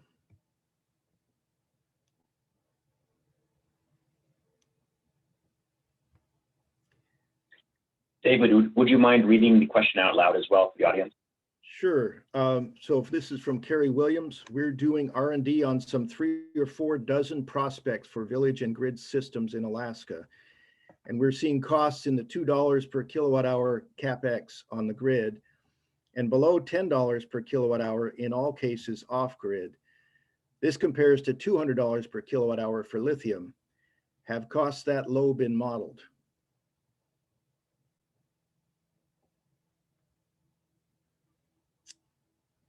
Mark? Sure, I'll take a little bit of a shot at that one. Most of our modeling efforts that I'm aware, well, maybe I'll start out with the way that we think about modeling is we use complementary tools for, say, national scale versus specific location models. I know that there's been specific location models that have used very, very low costs. I don't know the exact number for pumped hydro, and that's a real opportunity. I think that in terms of the national scale models, that I agree with you that those costs are possible. However, at least here in the contiguous 48 states, I'm not seeing costs that are really down in the $2 to $10 per kilowatt hour CapEx for pumped hydro. Instead, they are much, much higher because of land costs and resource and permitting type costs around them. So I wouldn't say that we've modeled those costs, at least in the contiguous 48 states. Michael? I can't really talk to this question in terms of cost. I haven't done the cost analysis, but I just want to bring up as far as the Yukon Energy Corporation's planned pumped hydro system and some of the challenges that they are facing. The first thing to consider is that pumped hydro is a specific application and a specific purpose. Say, for example, there are river beds, there are reservoirs that people can use to generate electricity, but pumped hydro serves a seasonal storage type of problem. And seasonal storage applications, unless there is already a river going where you can pump it back up, it's a lot of money to be implemented in a system where it's not a net generator of electricity. It could produce it at when it's most valuable. So that's a consideration with pumped hydro, as well as being able to have 2 reservoirs that are physically close together, separated by a short distance with a large elevation difference. And not only that, how close are you to the community or to the connection site? Transmission lines are very expensive and building that infrastructure is very expensive. And so those are also some considerations that Yukon Energy is taking towards pumped hydro. Thank you, Michael. We have a question from Albert Cesar. tidal hydrokinetic energy implementations in Cook Inlet. What are some possible paths forward? Ben, did you want to take that?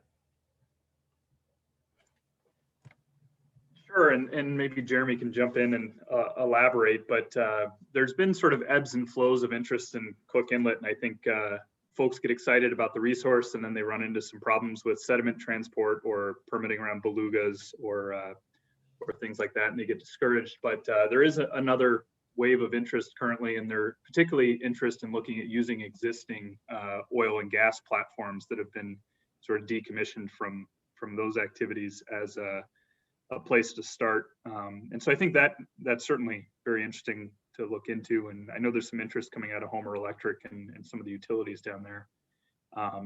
But at this point, I think it's all still conversation. Maybe Jeremy can add on to that. Yeah, I think that's a pretty good summary. Ocean Renewable Power Company was pretty interested in Cook Inlet in particular a number of years ago, but then they ran the numbers and just turned out to be too expensive, not cost competitive with natural gas. And so probably the way it moves forward is that, kind of few steps forward, couple steps back, and getting the technology cost down, technology maturation, that type of, progression. And maybe some demo projects that are, probably not cost competitive, but at least they can overcome some of the challenges that are run into. Thank you, Jeremy and Ben.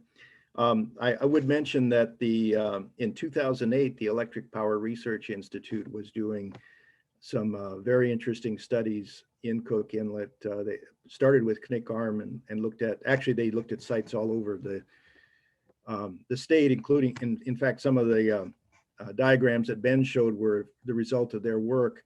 But those studies are available through the Alaska Energy Authority, and there was some very, very impressive work done. And I'm not sure there's been a proven path forward, but there's certainly a lot of interest and ongoing activity. So that is very much appreciated. Question from Bill Stam. It seems one of the challenges of hydrokinetic power generation will be getting the generated power to land. Is this also being studied, or are cable installations in moving water already proven?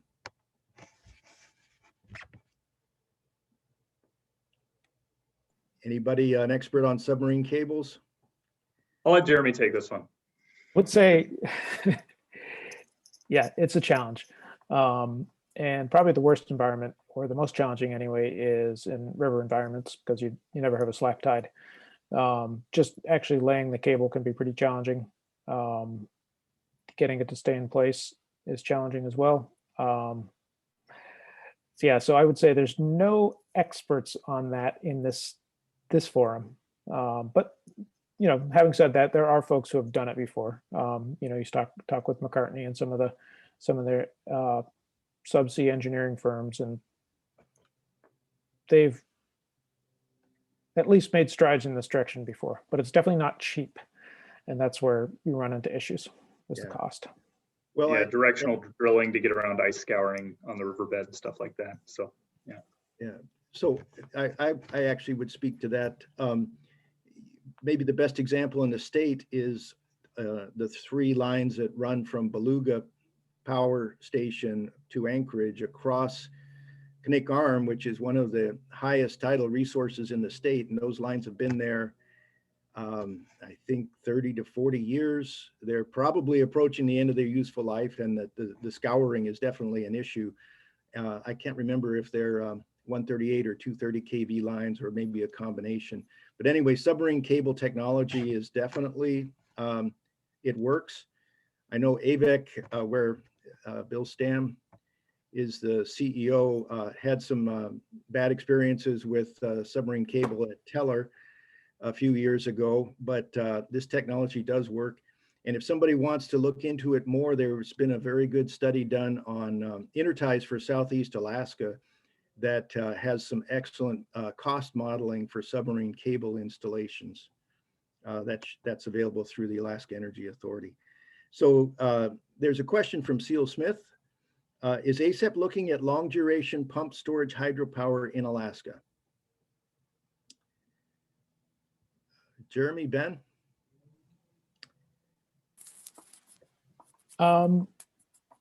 Not so much. I mean, it's certainly a area that has a lot of promise for Alaska, but we haven't focused much research on it because it's a pretty well established technology. And I think it's great, Seal. You pointed out that your group is doing some work on this right now, so it's definitely a need, but it's not really like a kind of it's not really a good fit for university research. Ben, you want to add anything there? Nope, no, it's another thing where I've seen more and more interest recently, and I was checking out the link that was shared in the chat, and great information there, I think. So. Yep, so by all means, keep up the work, Seal. Yeah, and I would mention that the Bradley Lake Hydro Project, which is owned by the Alaska Energy Authority, the largest hydro in the state, is also an energy storage device. Storage hydro is energy storage. And the estimate for the power, the energy behind the dam is on the order of more than 200 gigawatt hours. It could run for 4 months without any water going into that facility. So lots of energy storage there. And it's not pumped, but it's hydro. So let's see. Did I miss a question here? Jeff Ron, as researchers, how do you strive to overcome potential barriers to equity by increasing accessibility to your research? For example, Chris Pike, how can residential consumers access and digest your white paper to inform small scale decisions? So that's a really good question. And one of the challenges that we have as researchers, how do we communicate with, with the average customer? One of the things that we try to do with ASEP is put a lot on our website so that people don't have to read academic journals. I'll speak specifically to the solar program. If people go to the ASEP solar page, you can pretty much just Google UAF ASEP solar and it'll bring you there. There's a number of YouTube videos which describes some of our research. And one of my colleagues, Michelle Wilbur, actually put together a great video which describes solar in Anchorage and some of the options people have and some of the things that people will want to consider when they're looking into residential solar. So that's what we've done. Michael? Yeah, that's actually a big challenge that we're facing as well, because when we want to make sure that the technical rigor is accepted by the utilities, we want to use the appropriate language so that it's accepted. As an example, if I describe something as a round glowing thing to describe a light bulb, it might not be accepted that we know what we're talking about. But on the contrary, when we're working with communities and people who don't have the technical background, it's hard to convey what we're trying to convey. So when we partner with communities, we go through them in a verbal manner in terms of working with them through our results to make sure that the results and the implications make sense. But we're finding that through our technical documentation and reports, they're predominantly more for a technical audience, but we want to make sure that we appropriately address and bridge the gap of making sure that it's accessible to everyone. And I don't have a clear answer, but it's something that energy literacy proponents are helping us to work towards. Thank you, Michael. Any other questions from the audience? Looks like I don't see any there. I have a question for Michael. We actually researched variable speed diesels off and on for many years, and we found that very similar to what I believe you said, that much of the range of power output, you get more efficiency from the variable speed diesels, but not necessarily in the sweet spot, which is where diesels are supposed to run between something like 50 to 80% load. And actually one of there were two major conclusions we came to. One is that the constant speed diesel you're comparing the variable speed to, it can be anywhere from well, I'm sorry, I have to use not metric units, but we see typical efficiencies in the range of 11 or 12 kilowatt hours per gallon of diesel, US gallon, not Canadian, and up to about 15, which is what you referenced. And actually I believe the variable speed diesel was in the range of 14 and a half kilowatt hours per gallon when we analyzed it. And it was the same technology you're looking at, the Innovus. But what we found was that if you went to a very high efficiency constant speed diesel, like the Series 60 that AVEC uses, or the 3456, which used to be the most efficient engine available, that the efficiency benefits were not all that great, and the cost was about double. And I wonder if you could comment on that, Michael. Yeah, and so what I mentioned in the presentation is we have two measurements of efficiencies that are somewhat disconnected. So to conclusively say, yes, it meets the diesel efficiencies as promised, or no, it doesn't, we need to have a better system to measure the efficiency. So we're working with Northwest Territories Power Corporation and NETAC Witchin to address that, and hopefully we'll have conclusive results later. Some of our projects that we're pursuing right now with regards to the variable speed generator is specifically how well does a variable speed generator address the operating reserves, both up and down? Because if you could, in theory, have a 600 kVA diesel generator on at all times, you don't have to transfer the load to a larger generator or a smaller generator. It could operate throughout that entire range. So you have more up and down operating reserve to meet, as well as if you could operate down to below 10% fuel, 10% rating, you reduce the minimum loading constraint. And then that way you could integrate renewables. So what utilities are interested in now is how much renewables can you integrate if you have a VSG as opposed to traditional diesel. But as far as the efficiency is concerned, yeah, we have data that corroborates exactly with what you're saying. We have data that supports what Innovus is saying as far as the efficiency is. We just have to see which one is the most accurate one. So hopefully we'll have an answer for you in a year's time as well. Great, thank you. Cheryl? I was just going to say, I think this is a great time to take a break. This has been a wonderful set of questions and answer, and lots of engaging discussion and engagement with the attendees.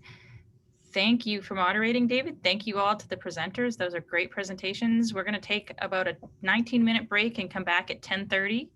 And with that, we will have, we'll be starting the integration session. Thank you all. Thank you. Thank you.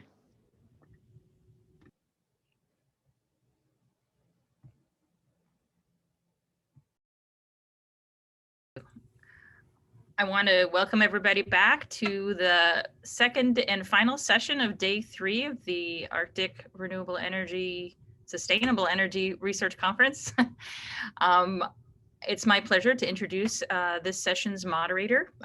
Bill Stam is the CEO of Alaska Village Electric Co-op, and he's going to introduce our presenter panelists for the last session on integration. Thanks so much, Bill. Good morning, everybody, and happy Earth Day. This is the last session for the 2021 Arctic Sustainable Energy Research Conference. And if you've been attending, you know the drill. We're going to roll through the 4 presentations and hold questions to the end. There is a question and answer feature in Zoom. So if you have questions, go ahead and enter them there, and we'll try to get to them at the end. Our first speaker, Jeremy Vandermeer, is a research assistant professor at the Alaska Center for Energy and Power, University of Alaska in Fairbanks. He has been leading the development of an open source modeling tool, MyGrids, used to run feasibility and sizing studies for renewable integration. He's done work around the state, including modeling for Cordova Electric Association to help optimize their hydro generation with energy storage. And he's here today to talk about an ongoing project in St. Mary's and Mountain Village. Jeremy? Thank you, Bill. Share my screen. Well, it's a pleasure to be talking with you all today. Thank you very much for inviting me. I would like to share a little bit about my work with AVEC, with Bill Stam, on integrating wind energy into the villages of St. Mary's and Mountain Village. I work for the Alaska Center for Energy and Power, and I am currently in Fairbanks, live and work here, and that is the traditional territories of the Lower Tanana, Dene, Athabascan people.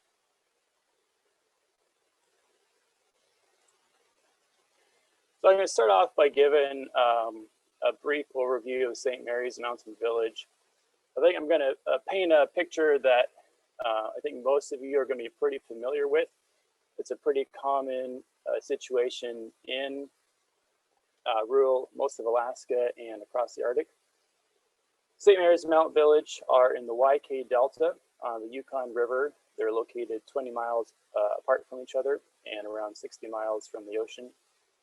And they're not connected to any larger infrastructure. There are no roads, transmission lines, pipelines, and so they're what you could call remote. And as a result, they generate all of their own electricity with primarily diesel generators. Combined, they have a population of over 1,300 people. And due to the remoteness, cost of fuel is very expensive. It's over $6 per gallon for diesel. And that results in expensive electricity at around 60 cents per kilowatt hour before PCE. And PCE subsidizes the cost of some of the electricity consumption by residential households in rural Alaska. But the cost of fuel doesn't only affect the cost of electricity, it also impacts the cost of heating, which is the largest energy demand in Alaska in general, and also the cost of transportation. So the reliance on diesel fuel really impacts all areas and the overall energy consumption in rural Alaska. And its high costs really impacts the cost of living, and anything that can be done to reduce its costs or reduce reliance on it can really have a positive impact. So as a result, in order to help achieve that, the Alaska Village Electric Cooperative, which is the cooperative that serves both these communities, they serve over 50 rural communities in Alaska, installed the 900 kilowatt wind turbine in the village of St. Mary's towards the end of 2018. Now, at the time, there was no intertie between St. Mary's and Mountain Village. So what you had was a 900 kilowatt wind turbine in a community with an average load of under 400 kilowatts. So the combined average loads of St. Mary's Mountain Village was 670, but separate without an intertie. You had half of that, a little over half of that for St. Mary's. And so you can imagine what that looks like. It can be, in theory, it can be very scary where you have a very large wind turbine that it's often generating more power than can be consumed by the load. But the wind turbine they install is EWT wind turbine. It's modern, Type 4, and it's actually incredible how controllable it was. And it actually integrated quite well with the system, and it curtailed and held power set points very well. And so actually it didn't have negative impacts on the system, and they're able to fully utilize as much as they could. And then they had to curtail the rest until they built the intertie towards the end of last year. So now both communities can take advantage of this amazing resource. But it is really, really a neat example of just a huge power penetration of wind power in a very small system, and a testament to modern turbines, and that the integration went so well, and that these small communities are really leading the way of demonstrating what's possible. I think on a larger system that would cause a lot of heartache. So let's look at the wind and load profile for both communities. And so this is on this plot here, we have the St. Mary's and Mountain Village load in red, and then the available wind power profile as measured by the wind speeds from the year of production on the turbine in blue. And even with both communities hooked up, you do have a lot of time where the wind power is greater than the load. And so you could conceptually divide this wind power into two categories. You have the wind that is under the load, and so at a given moment in time, You have the wind power that is less than or equal to the current demand on the system. And ideally, you want to be able to use as much of that wind directly to serve your load as possible. And as was noted in the previous session, there's a limit on how much of that you can use, and that's the minimum loading capability of your diesel generators. And so that's going to limit how much wind you can directly use. And then you have all the excess wind power. That's the wind that you cannot use, including the wind that is greater than the load, which is not possible to directly use. And you have several options of what you can do with that. If you have dispatchable loads, such as thermal loads on your system, that the utility is able to turn on, it can turn them on and take advantage of the excess power. If you have energy storage, you can store it and use it later. And then finally, you can curtail it, which is what they were doing in St. Mary's. And it's a very important feature, capability to be able to have for grid stability, but you don't want to use it too much because you're losing this energy resource that you have. So in order to help use as much wind directly as possible in their system, AVEC came up with the concept of a grid bridging system, or GBS. And the idea of the GBS is that it would allow, it would provide many of the same services as a diesel generator. It would provide the spinning reserve and the grid forming services to back up the wind power and allow the diesel generators to turn off when there's sufficient wind power to power the load. And that lets you use up to all the wind power that is less than or equal to the loads. That's, you can maximize the amount of wind that you can directly use. And that's a great, a great value to the system because you're avoiding that low load, low efficiency diesel operation and the fixed runtime costs of running the diesel generators. So the plots on the right here kind of give an example of what that would look like. The blue is the load profile, and the red is available wind power. And so as you can see, if we look at the top plot, they're all the same scenario. But if you look, the wind power is much greater than the load for extended durations in this example. And the yellow line is the online generator, diesel generator capacity, and the purple line is the diesel generator output. And so you can see in the top plot where there's no GBS services in the system, the diesel generators still have to run a large enough capacity to cover the entire load to back everything up. And so even though you have a lot of wind power, you're not changing the dispatch of your diesel generators, and so that affects your savings that you can get. And then if you go down to the very bottom plot, that's with a 750 kilowatt GBS system. And for that, in that scenario, you're able to turn off the diesel generators when you have that high amounts of wind power, and you're able to greatly reduce diesel fuel costs. And then the intermediate plots show intermediate examples with a 250 and 500 kilowatt GBS system. So now the next question probably is, well, what is a GBS? What does it physically look like? And that's a great question. It's technology agnostic. So really what GBS is conceptually, it's a service is what we want. And it's primarily a power service, and it doesn't need much energy. Doesn't need a very long duration. It's providing whatever your spinning reserve needs are. And so ASERC, who I work for, we worked with AVEC to identify appropriate technologies that would fulfill this role. We went through 2 RFP processes, and we looked at ultracapacitors, LTO batteries, and also the variable speed generators that were talked about earlier, and their capabilities of providing this service.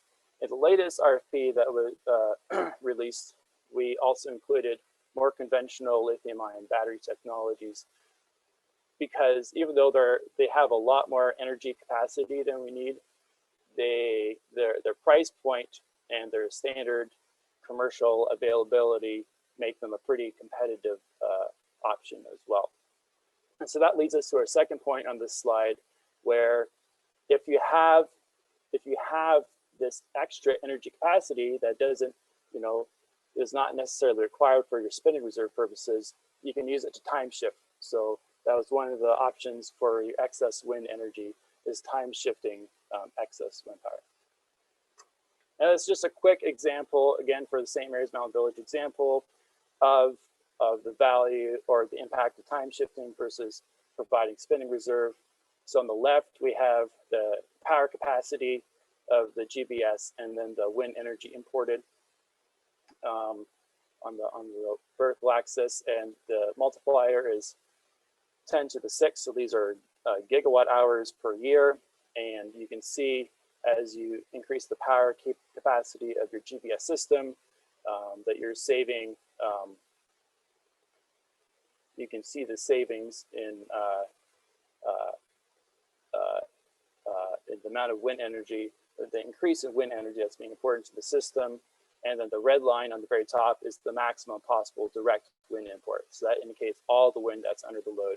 So with the GBS, you're able to get pretty close to the maximum theoretical possible import. And then with on the right, we have the energy capacity in kilowatt hours of the GBS system. And then the time shifted power energy, I should say energy into the system. And the multiplier for that is 10 to the 5. So these are hundreds of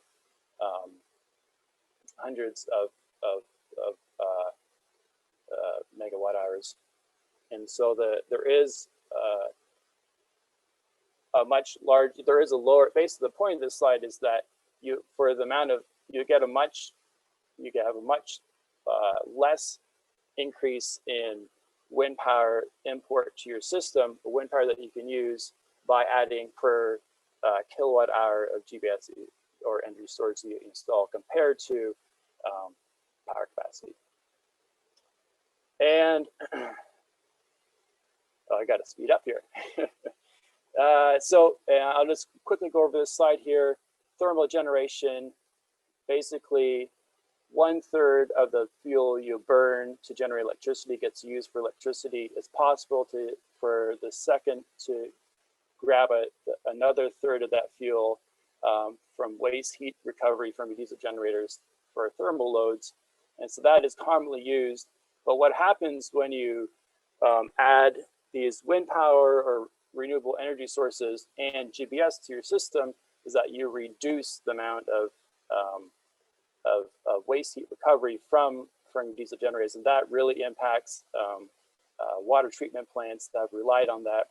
However, again, with a large amounts of renewables on your system, it's also an opportunity because you can use that excess wind power for dispatchable loads, and that includes thermal loads. And so this is just a plot showing the impact of, it's kind of a trade-off between your time shifting more of your excess wind energy with a longer GBS rated duration. And so that's your, the green is your time shifted wind energy. The yellow is your surplus, available surplus. So you have less surplus wind because you're time shifting more. But then this is with a 250, blue is with 250, red is 125 kilowatt boilers. If you had those boilers in your system, the more you time shift, the less surplus you have, and thus the less energy you would get from those boilers that are using the excess wind power in your system. So I'll just wrap up here with a couple of key points from this project so far, and that modern wind turbines are really amazing. I think there have been, compared to some of the older turbines that we have experience with, they're very good at curtailing and grid stability. Try to use as much wind directly in your system as possible. That's the most effective and efficient way to use your wind power. And then with the excess, you can time shift it or use dispatchable loads.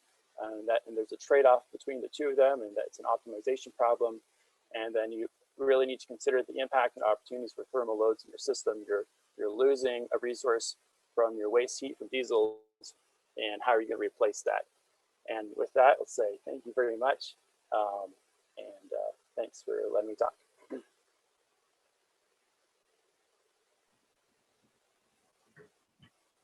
Thanks, Jeremy. Really appreciate that review of the project, and as a point of pride, we did last year in AVEC displace nearly 50% of the diesel fuel use in the community of St. Mary's. So that system is working, and we're still working on optimizing it. That is without the grid bridging system that we hope to deploy over the next couple of years and push those numbers higher. Our next speaker is Mark Glick. He's a specialist in energy and policy innovation. He leads energy policy practice at the University of Hawaii Natural Energy Institute. Previously, Mark was Hawaii's state energy administrator, co-drafting and supporting passage of legislation for the nation's first 100% renewable portfolio standard and establishing Hawaii's $150 million green bank. Mark is going to be speaking on a quintessential islanded grid, although it's not necessarily Arctic. I think it's very germane for some of the struggles that we have in these northern climates. Mark? Thank you, Bill. Now opening up the presentation, and it is really exciting to be here. We work very closely with Alaska and ASEP, and so I'm very pleased to be part of this this conference. I just give you a little bit of brief background about the Hawaii Natural Energy Institute. Many of you know us, but you probably are familiar that we were founded as a research organization back in 1974. We got upgraded to statute in 2003, and we serve as the state's lead on energy resource and technology development. And we are kind of parallel to the state energy office, and where the state energy office leads the policy side of the clean energy initiative, we by statute support all the technical assistance and technical resources. But we also now apply in dealing with renewable generation, transportation fuels, grid integration, energy policy. Energy policy is now playing a bigger role. Obviously, you have to set goals and have very clear ideas of where you want to go to be able to apply technology to it.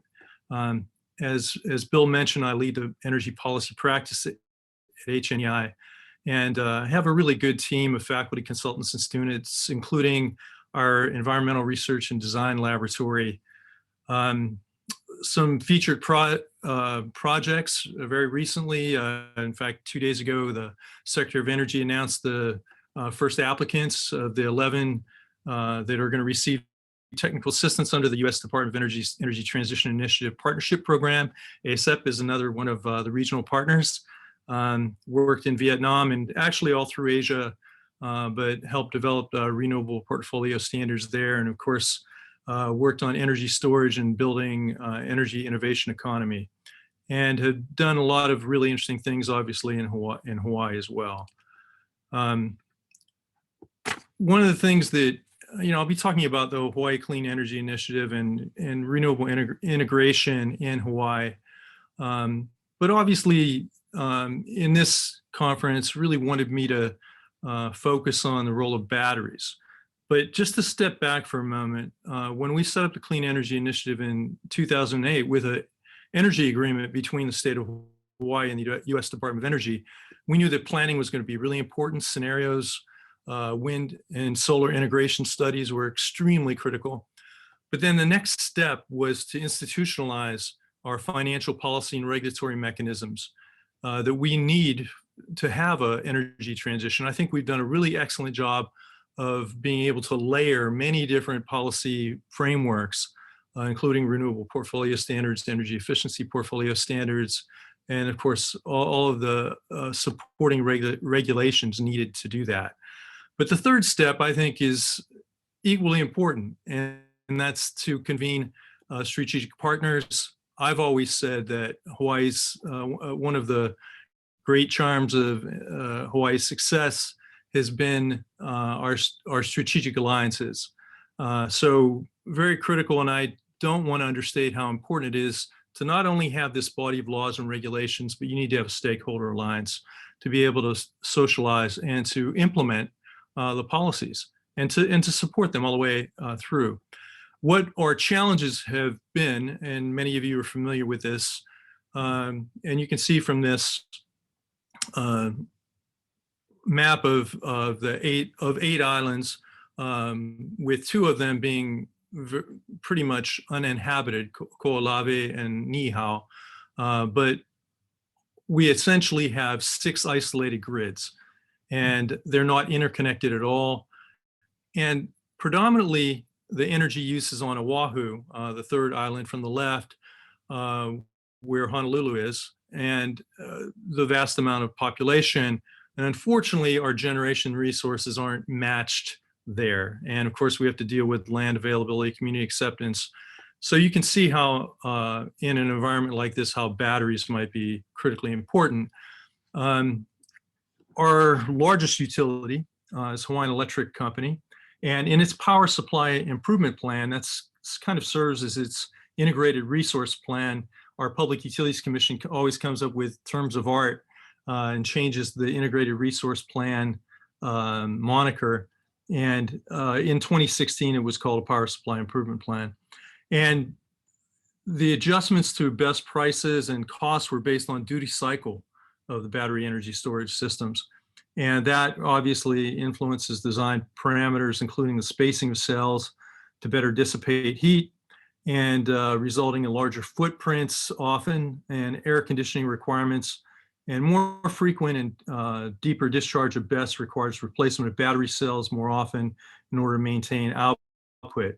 Should be noted that some vendors engage in a practice of oversizing the batteries and from the start, which may result in BESS output declining over time to the customer's specified output requirements as the batteries degrade. Some BESS manufacturers may provide warranty wraps where they replace these cells as they degrade so the desired output is maintained.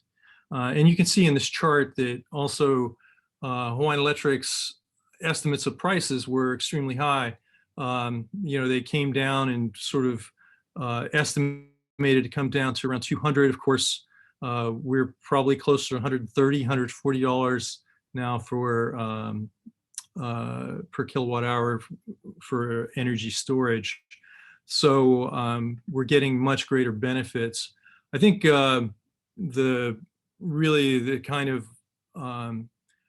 thing that you can see here is that on the island of Oahu, where again 70% of the population resides, Hawaii's HECO's Oahu Resource Plan for 2017 to 2021 incorporates different scenarios.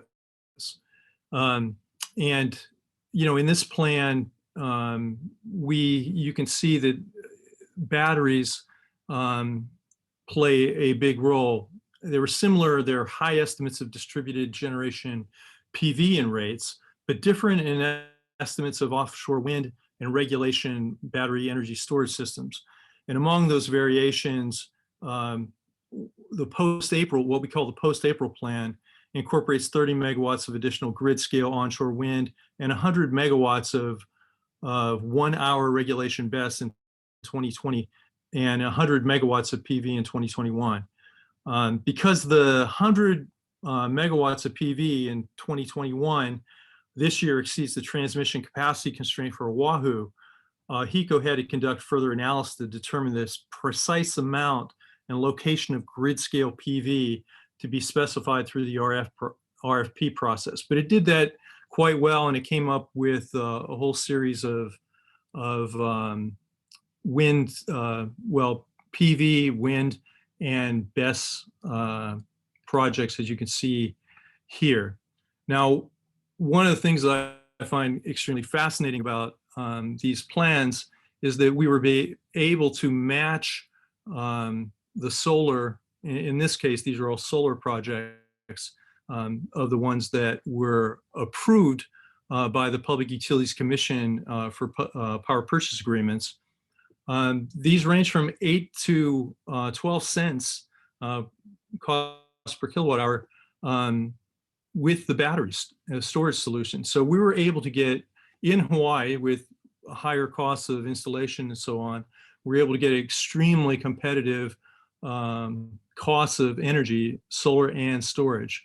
And these are helping us meet our important RPS contributions. And I included this slide because I think, it shows on the right-hand column the RPS contributions for these. And as you can see, these are all solar and battery energy storage systems. Assuming that all of these new BESS projects that have been approved by the Hawaii PUC, as seen in the figure, are deployed and operating by mid this year, Hawaii may have the distinction, at least for a short while, of having the highest installed capacity battery energy storage systems in the world. Other BESS distinctions afforded to Hawaii include having the top listed utility, that's Kauai Island Utility Cooperative, for annual energy storage watts per hour per customer in the United States. And that came from the 2019 Utility Energy Storage Market Snapshot from the Smart Energy Power Alliance, SEPA. We also have 3 utilities in the top 10, with KIUC coming in second place, the Southern California Edison. It is that was also in the SEPA's market storage storage market snapshot. And then we also have 2 utilities in the top 10 for annual energy storage capacity megawatt hours, with KIUC once again coming in second place to Southern California Edison. So I would say that one thing, we're looking now at the Hawaiian Electric Company's 2020 Renewable Portfolio Standard Report. In fact, today they just released their annual sustainability study, and it has this information in it. So you'd be able to go to their website and be able to download that sustainability study. But in their service territories, which cover all but Kauai, they've almost reached 35% total renewable energy. And on Honolulu, which again, we've always felt would be the toughest gain to make, it's almost at 31%. But you can see here that on Hawaii Island, largely to the benefit of geothermal, they're at 43%, because we had a volcano a few years ago. It knocked out most of the geothermal, and that should be coming online hopefully this year. And you'll see Hawaii Island to go well beyond 50%. Maui Electric Company, serving Maui, Molokai, and Lanai, is almost at 51% renewable energy. And you can see, again, the makeup is very well diverse. Rooftop PV, heavily tilted towards PV and solar and rooftop PV, almost 50%, but wind at 26%. So a lot of really diverse sources. I've talked a bit about Kauai, and I'd like to just point out that, what it's doing is really extraordinary. It plans on being able to move to 83% renewable energy, and that will be largely because of pumped hydro that it's putting into place. And it really expects to have the pumped hydro system in place by 2024. So an extraordinary show of mostly solar and storage, pumped hydro, and other hydro, making up what's now nearly 60% renewable in Kauai. Finally, I'd just like to point out that our studies are showing that our mix of solar and storage can truly be supported with batteries up to very high renewables, very similar to what I believe it was either Dr. Ross or Mark Ruth had mentioned, that once you get to, it may have very well been Mark Roth, once you get to 80%, you can do a lot with batteries. We haven't yet got beyond, and I think KIUC with its pumped hydro will be very stable, close to 90%, which is extraordinary. But what we've done with NREL and HNEI analyses probing into battery storage that are most valuable for particular power systems. Fundamentally, most power systems that do not yet need storage to integrate larger amounts of variable renewable energy are something to look out for. I mean, don't put batteries in before you need them. And the economic benefits increase as variable renewables increase, as seen in this figure. And what we did was looked at two scenarios, at 20% wind and solar and at 50% wind and solar. And as you can see, the annual net benefits were significantly higher for the higher rates of variable renewables. But the annual cost benefit ratios were extremely good as well. But in the lower wind and solar scenarios, where there were cases in which batteries were simply not cost effective. So finally, I think one of the things that I'd like to point out is that a 20% wind and solar scenario with lower cost benefit ratios, the key findings of our study is that energy storage can be economical in some, but not all, configurations, and economic benefits increases wind and solar penetration increases. Now, while that generally remains true, final takeaway is that as storage costs continue to decline, BESS may very well become economical in most cases, and to support the transition to extremely high rates to renewable penetration. So that's primarily what I wanted to share with you about our experiences with batteries, but we are moving forward. Hawaiian Electric has just announced 16 new projects, and we continue to look forward to working very closely with Alaska. Thank you very much. Thanks, Mark. I know that's going to prompt a lot of questions from folks up here that, like AVEC, are just getting into the energy storage realm, life cycle costs and all that being very important. Our next speaker is Megan Bennett. She's a Deputy Director with Natural Resources Canada in the Office of Energy Research and Development. She currently manages multiple programs supporting community and Indigenous-led energy projects, primarily in northern and remote Canada. Previously, she was the Director for Energy for the Government of Nunavut, and also the Manager of Operations and Programs at the Canadian High Arctic Research Station. Her talk is about supporting remote Indigenous communities and the transition to clean energy. Megan?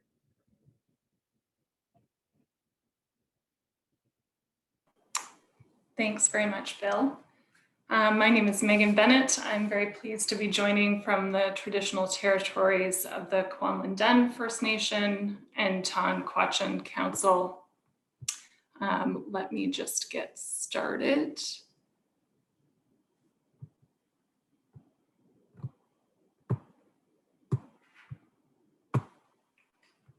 So I will be pivoting a little bit from other speakers today, talking more about program design and policy priorities for the Government of Canada. I work in Natural Resources Canada, which focuses on delivering several programs supporting community-driven clean energy projects in diesel-dependent communities. I won't spend too much time, it's been covered before, but just for context, within Canada, we have about 200 communities that are completely reliant on diesel for both heat and power. The majority of these communities are Indigenous. They are very dispersed across Canada, working on microgrid systems. Many, like Alaska, are fly-in only, where equipment can only be brought in at very specific times, generally in the summer, and also having ice roads. Like others across the north, these remote communities often see the highest energy costs in Canada, and needs, resources definitely vary across communities. So we recognize that there's no one size fits all solution when it comes to clean energy pathways. A year ago, the Government of Canada committed to supporting the transition of Indigenous communities from a reliance on diesel to clean, renewable, and reliable energy by 2030.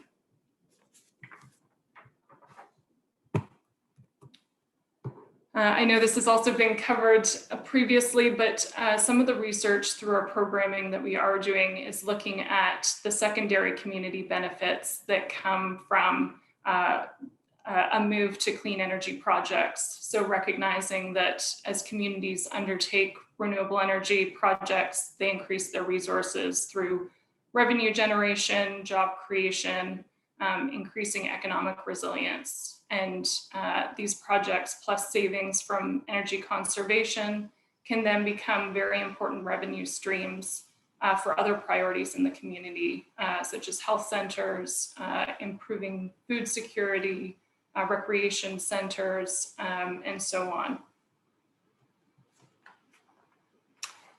I'll focus today on two key programs that my department delivers supporting community-driven projects. One is called the Clean Energy in Rural and Remote Communities program, and the other is the Indigenous Off-Diesel Initiative. I'll very briefly also talk about the really important research and development work that our federal labs carry out called CanMet Energy. One of the key focuses of our programs is really that they focus on Indigenous and community-led projects, which is important in terms of handing the decision-making over to communities, increasing self-determination and focusing on supporting local, building local expertise. And the supports that we provide through our funding all look a little different, but can include things like funding for salary for project leaders, tailored training, science and technology advisors within our department that can carry out technical reviews for project proposals and plans, support for regional and national level training and network development, hands-on support through mentors, both technical and community mentors, and of course, tailored clean energy training. The first program I wanted to chat about in more detail is called the Indigenous Off-Diesel Initiative. This program provides over $20 million over 4 years to support remote communities in developing and implementing ambitious plans to reduce diesel for both heat and power. This design was created after carrying out 18 months of engagement with Indigenous rights holders and organizations in Canada, including other stakeholders. And one of the key pieces of feedback we heard through this engagement was that change isn't merely achieved through advancing technological solutions, but it was also ensuring communities have access to the resources and supports to drive their own clean energy solutions. And this was also an area we found where there was very little funding available to support that early stage training and planning for projects. Through our program, we support 14 Indigenous clean energy champions and their remote communities to plan and implement their first clean energy projects. This program was designed to meet communities where they were at. So we recognize that there are many communities that have an interest in clean energy, but don't yet have a plan or project idea. And so that's where this program came in. Through the program, we provide tailored clean energy training, access to at least 2 mentors. That includes often a community mentor being paired with another Indigenous community who has already completed a clean energy project, a technical mentor. Our program champions work as a cohort, so there's a lot of opportunities for peer-to-peer learning and ongoing training and learning opportunities. We set up an external Indigenous jury who serves as our full governance structure for this program, and included selecting the champions to participate in the program, but also endorsing key milestones as they move through this program. And finally, we work with 2 key collaborators to deliver the program. One is called the Indigenous Clean Energy Social Enterprise, who deliver tailored clean energy training called the 2020 Catalyst Program to support the champions, pair them with the mentors that support them through the planning and development stages, and carry out ongoing learning opportunities for them. Our second collaborator is the Pembina Institute that plays an important role examining utility and regulatory barriers, and then identifying promising and enabling clean energy policies and practices across Canada to support these champions in their work. Our program uses a phased approach that's focused on flexibility. Champions can move through these phases on their own timeline. And the program provides at least $1.3 million each to support them in each phase as they move through these phases of the program. The key is really that we're trying to put the decision-making authority and ownership in the hands of communities, giving them the opportunity to build capacity, but also helps to increase community buy-in, in-house knowledge, and the sustainability of the project. The second program we deliver at NRCan is called the Clean Energy for Rural and Remote Communities program. This program is meant to complement our other program, but focuses on communities that already have a project idea in mind. Again, the focus is on supporting this transition from diesel dependence to clean energy, and has a technology neutral philosophy. So this program, we had $220 million over 8 years, and it supports a number of different areas, including bioheat, so proven biomass heating systems, district heating and combined heat and power systems for both diesel displacement and other fossil fuels, the demonstration of innovative technologies, the deployment of commercially available technologies, and finally, one stream focused on capacity building to support things like energy literacy, training, energy planning, and network development. All of the funds for this program have been allocated, and we have 88 projects across Canada that are supported. These 88 projects are in 131 communities, of which 123 are Indigenous. While any organization could apply to the program really prioritized projects with strong Indigenous and community support or participation. We've supported a number of different technology types, from biomass heating, solar storage, wind storage combinations, hydro, and most recently are looking at a wave potential project on our West Coast. I won't spend too much time, as my colleague Ryan will be presenting on this, but also wanted to note how closely we work with our national energy labs to support remote communities in their transition. So my department has 3 national energy labs called CanMed Energy, and their focus is on tools and research to better support decision-making at the community level. So that includes a fairly new energy modeling tool that they've created to look at renewable potential in communities.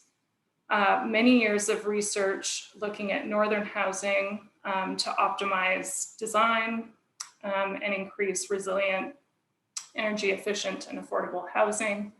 And then science and technology advisors and researchers that can provide technology neutral analysis for communities, from anything from wind, storage, controllers, microgrid technologies, etc. And I'll end here. Just wanted to share, I guess, a few lessons from the programming that we started delivering several years ago now.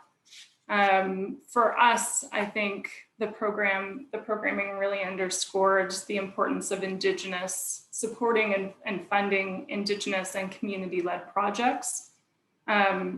Of course, being important not only from a reconciliation perspective, but also as a long-term sustainability in the community. We learned as we were going along that programming really had to be inclusive and accessible, and that this funding had a lot of flexibilities.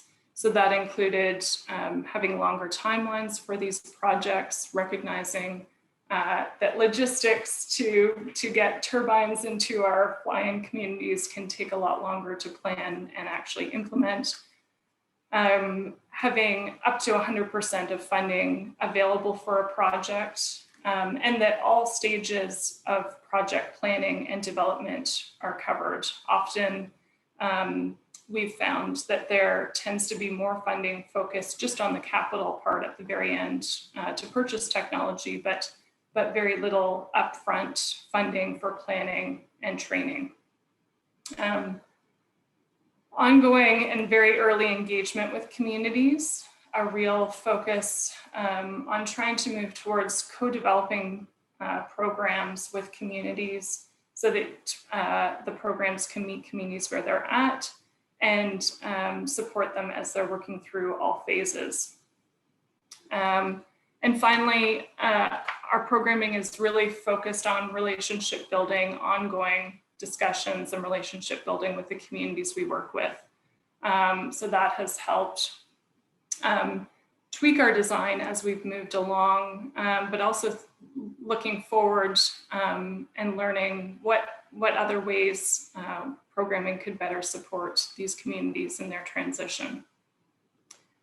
And just tying back to finish off, as I mentioned at the very beginning, for the Government of Canada, this support to transition diesel-dependent communities to clean energy is a strong priority, and we've targeted 2030.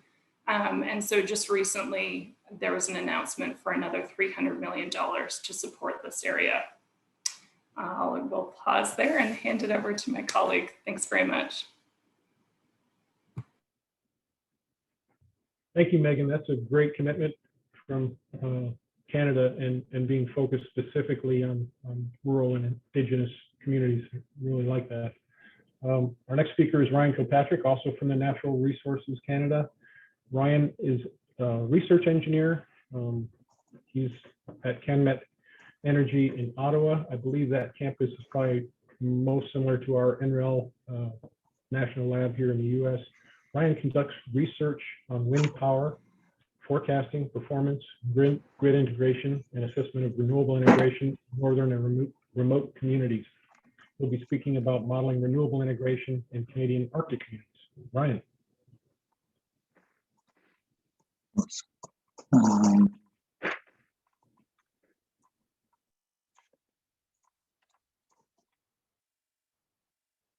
Okay. Hi everyone. Hopefully you can hear me there. You always the mute button always disappears when you need it most. So hopefully everyone can see that. Let's make it larger. Okay, perfect. So yeah, very grateful for the opportunity to be here today. I'll be talking about some of the modeling work we've been doing at the CanMet Energy Ottawa Lab, which is a federal lab under Natural Resources Canada, as Megan mentioned. So I won't spend too long here because Megan covered it quite a bit, but as she mentioned, there are close to 300 remote communities in Canada, and about 190 of them use diesel as their primary energy source for heat and electricity generation.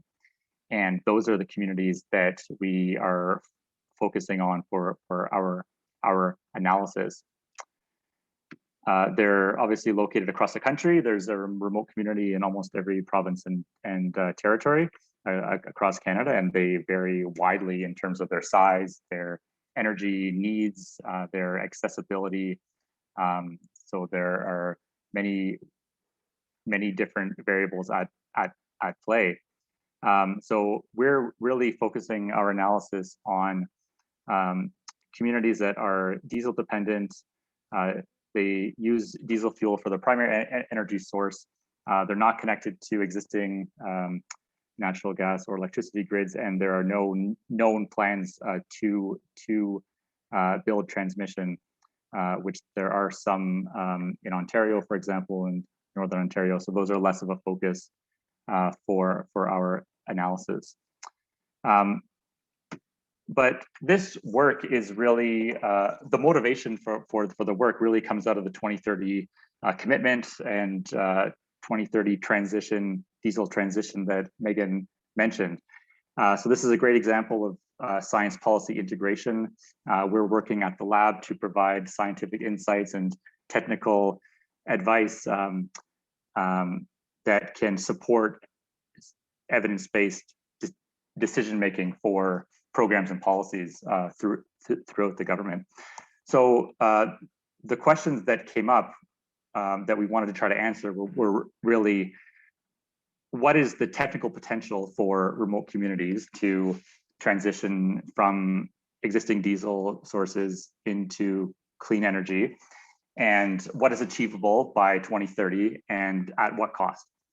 And so these are obviously, there are no easy solutions or cheap solutions for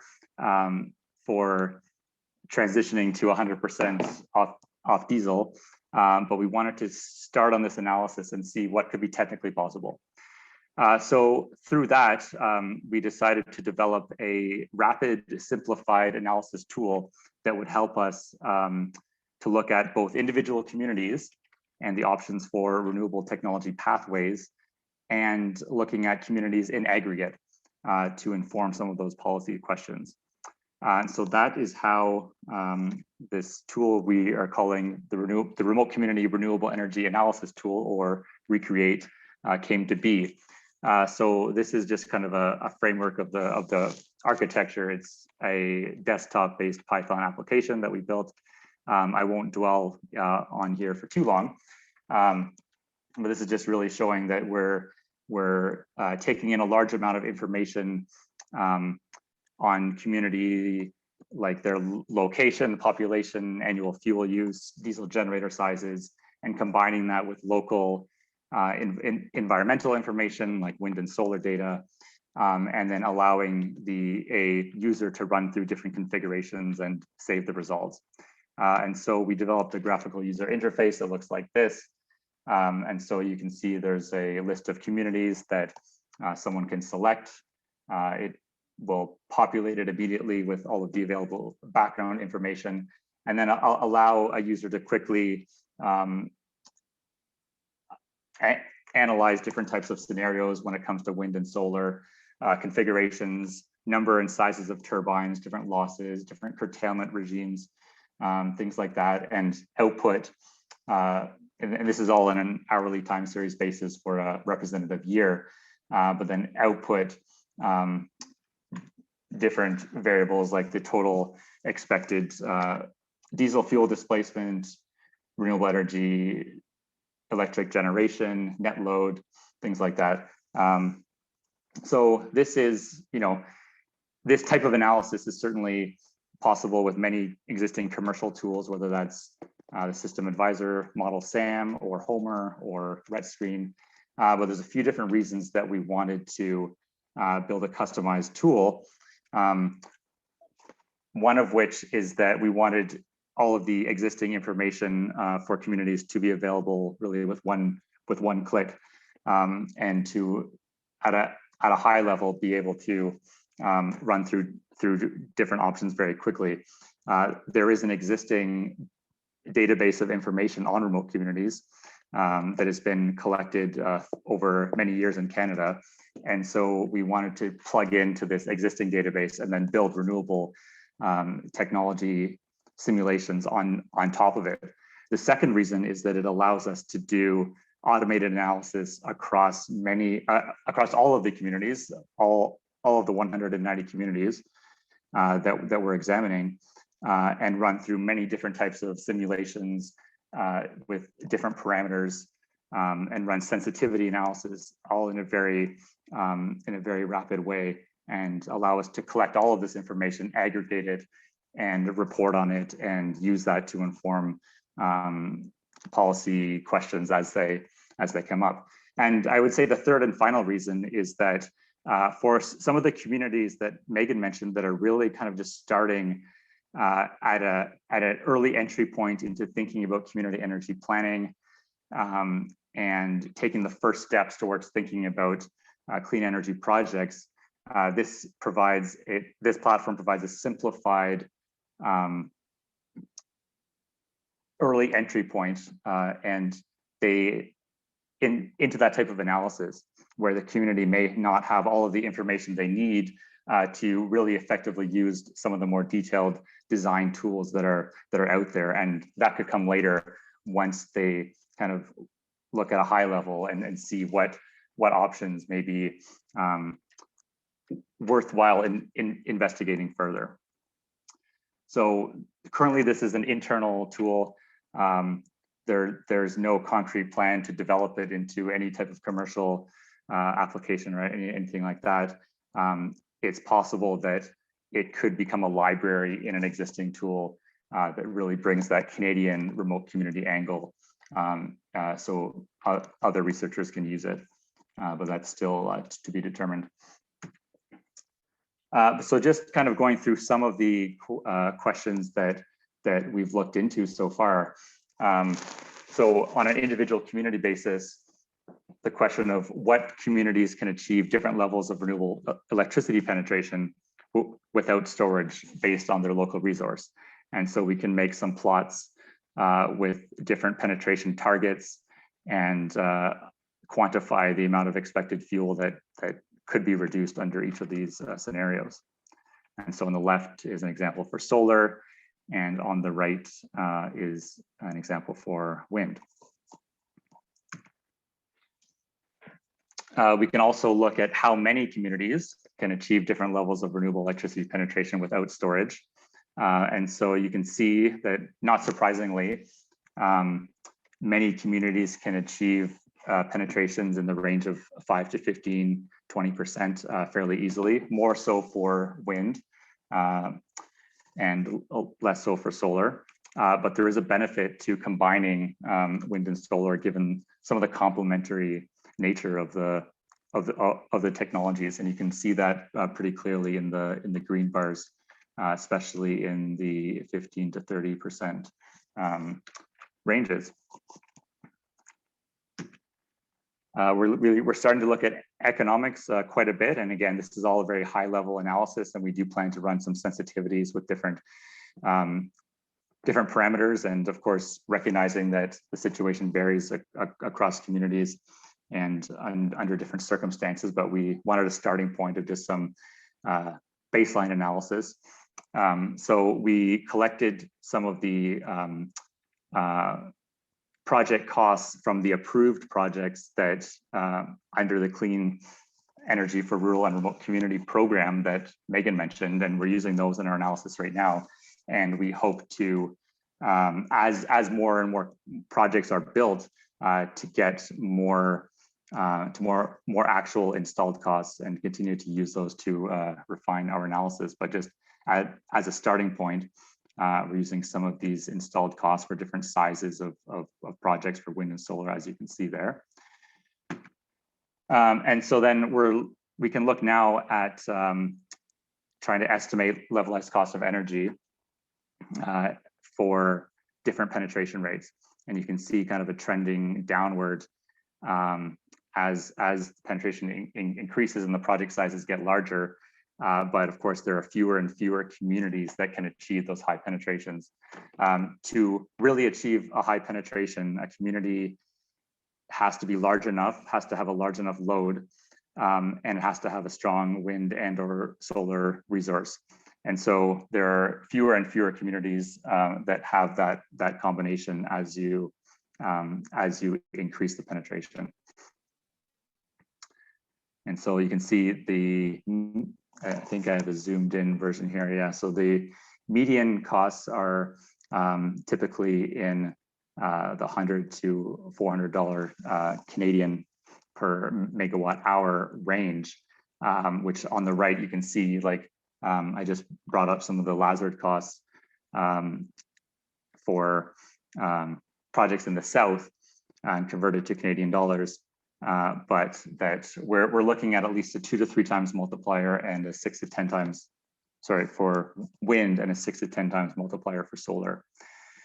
Which is not totally unexpected. I think those, as a first pass analysis, it seems to kind of be a reasonable comparison, but of course interested to hear from others and to collect more actual data, as I said, moving forward.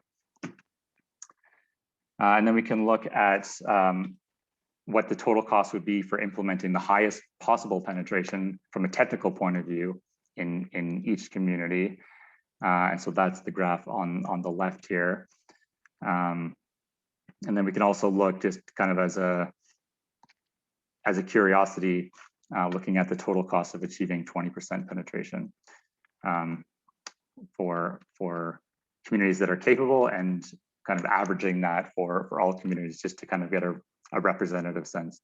There are many small communities. There are at least 30 or 40 communities that have less than 50 people, and it makes it really difficult to kind of know if the energy use estimates that we're using are credible, and so there's some more validation that needs to go on there. That's kind of a foundational piece to this entire work, is validating the estimates that we're making through actual measured data, and something we're certainly striving to improve as we continue this work. So just a few conclusions. Many communities are able to achieve 20% diesel displacement through wind and solar without the need for storage. And some communities are technically capable of achieving over 25% through solar and 50% through wind. And we're seeing that already with some of the projects that have been installed. Colville Lake, Northwest Territories, for example, I think is in that 20% diesel reduction range, if I'm not mistaken. And there are a number of projects that have either in construction or in planning that should be able to hit 30 to 40% penetration. And we're eagerly, there's going to be a wealth of information that will become available from, and experience and learning that will become available from these projects that we're certainly very, very eager to investigate. Combinations of wind and solar, given their complementary nature, can of course substantially improve the potential penetration. And we're seeing that wind has generally lower capital costs and LCOE than solar for these remote community applications, but of course is more complex when it comes to installation and maintenance, and is less modular. So we plan to continue this work. There's a lot more questions that we want to dive into. Certainly, as I mentioned, filling data gaps and getting more measured data. We want to look at the impacts of adding battery electric storage, and seeing what improvements can be achieved for renewable energy penetration and levelized cost. We're also looking, so all of the analysis I presented today has been on diesel electricity consumption, which is really only 30% or so of the total community energy use. So that heating load represents a much larger fraction, but we have even less measured data on actual heating consumption. So we're turning now really to focus more on that aspect, developing more accurate estimates of heating load throughout the course of the year, and looking at options to displace the fossil fuels from heat, including bioenergy. So that's something we'll be eager to report on next time. So just a quick shout out to my colleague, our co-op student, Emily Wong, who made a lot of the graphics for this presentation. So thanks very much, and looking forward to the Q&A.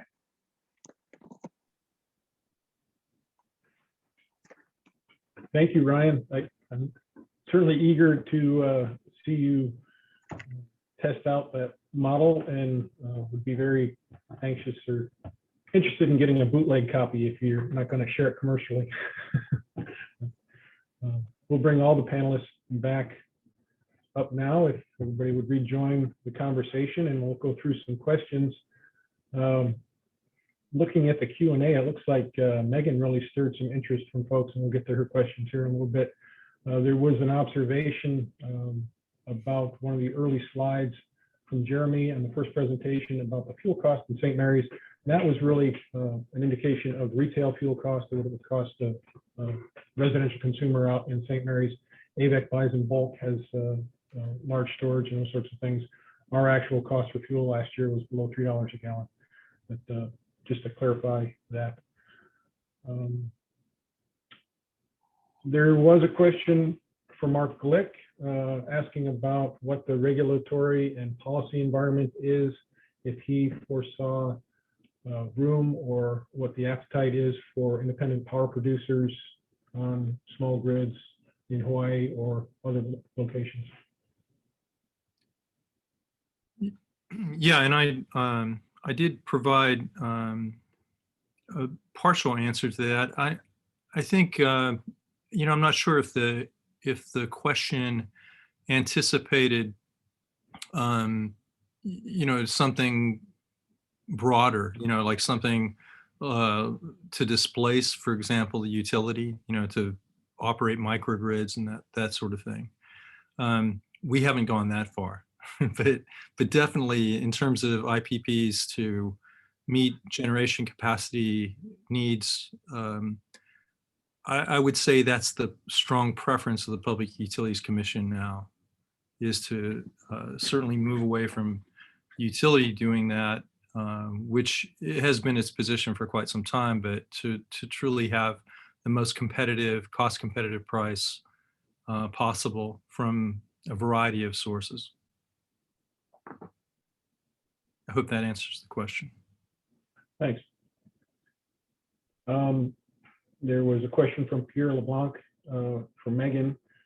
Are you considering any technologies related to water in those remote communities? Is that either river, tidal, anything like that? Yeah, we have a few projects, both hydro, river, and then just recently looking at wave technology too on our west coast down in BC.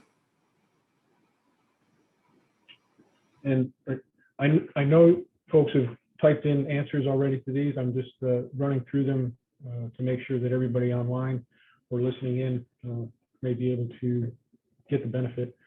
And George Rowe had asked Megan if she was, or their departments were interacting with the U.S. Department of Energy Office of Indian Energy programs you described are inspirational and seem to be well aligned with the U.S. priorities for equitable self-determination, et cetera, in the energy transition process.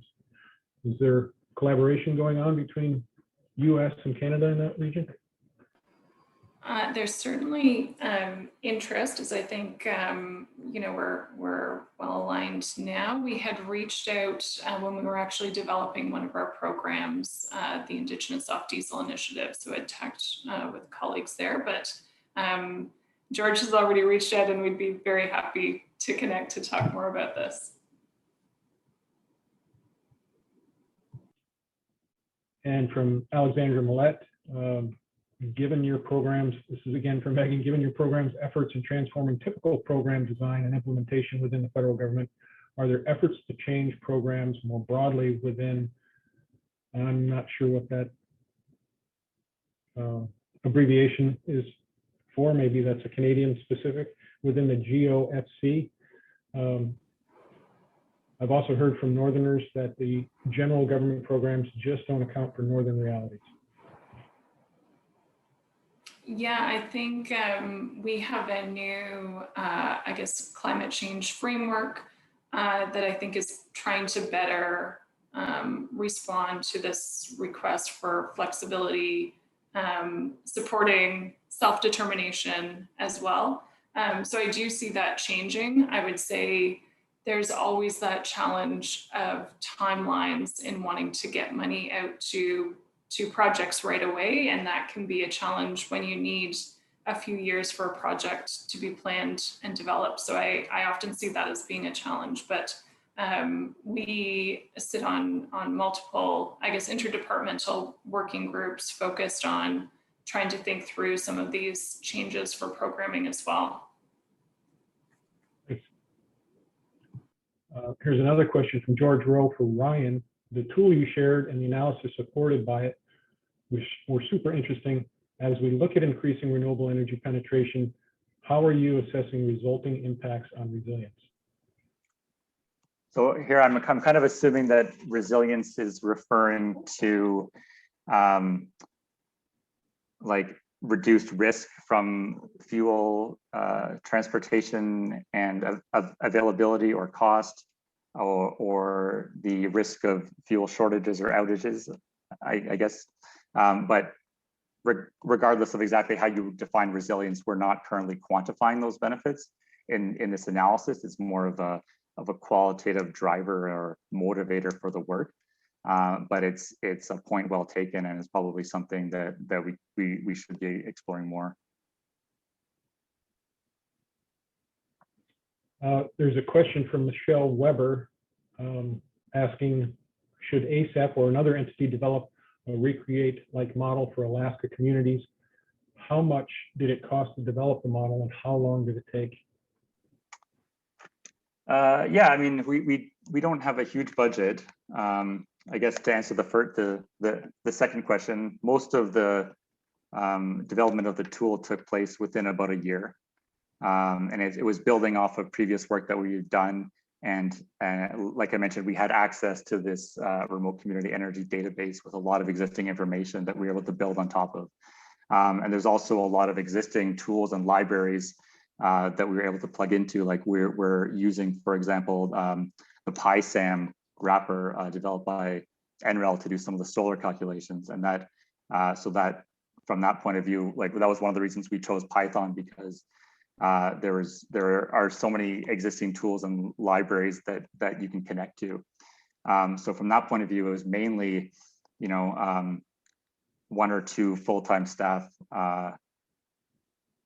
at most working on this over a year with the help of some co-op students. And so we're continuing this analysis now. But it's hasn't been a huge expense, just based on the existing information and tools and libraries that are already out there. Thanks. I guess I had just a follow-up question on that. You had mentioned a wealth of information for all of your communities about resources. Was there a specific effort in the past to collect that information, or are they kind of broad weather data analysis? Yeah, so there has been his historical efforts, and there continue to be efforts to update that information, usually every 2 years or so through surveys. And I think the cost of doing those surveys is about $100,000 each time, something like that, to collect this information. So that would be contacting communities, finding updated community energy plans, getting measurements where possible of actual annual fuel consumption, the sizes of diesel generators, their ages, the accessibility of the communities in terms of transportation. And so we're often adding more information as well. So that aspect of it has been a fairly concerted effort. And so now we want to do more of that on the heating side, and get more of that heating data, and as well as the building stock. So there's still a lot of information that needs to be collected and kind of consolidated. We want to do more of this work in concert with the communities and engaging more of the community energy champions that Megan mentioned under the program. So we do think there's a lot of opportunities to do that. There's a lot of neat technologies now about getting, you know, whether it's mobile apps, or, you know, we're starting to think about, can we actually engage people to exchange information that we need to do our analysis, and in exchange, we can provide some of the updates and the tools that we're using. So there's a lot more opportunities and in that area that we haven't fully tapped into yet. Yeah, I know getting the data is often one of the biggest challenges for any of those remote communities. Yeah, for sure. There's another question from Megan. How are you approaching the capacity barriers in rural communities so that they can fully participate in the co-development of energy systems? We find it's a horse and cart challenge.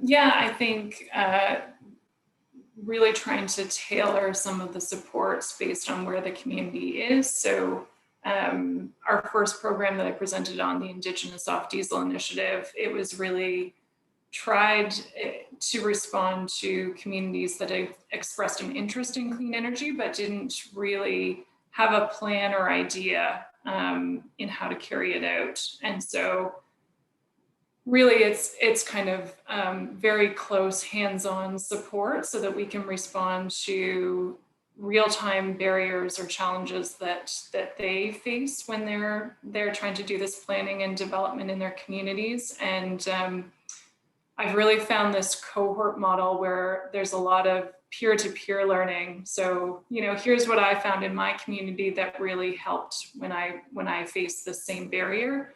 That plus the mentors. So being able to be paired with a technical mentor plus often a community mentor who's already gone through a project and can share their experiences, we found has worked really well.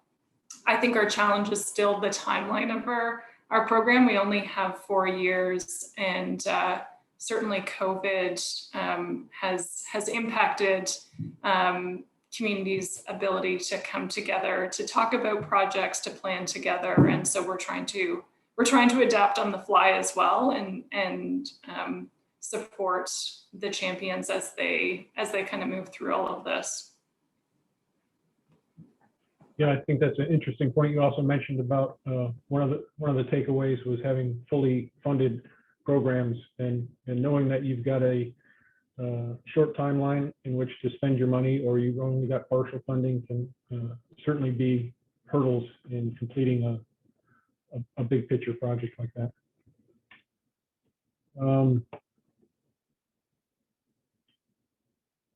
There is a comment here from Diane Hirschberg for Michelle and others. The Cases Initiative is developing a similar tool. I'm hoping perhaps that we can connect these efforts since it's a joint ASEP US ask effort.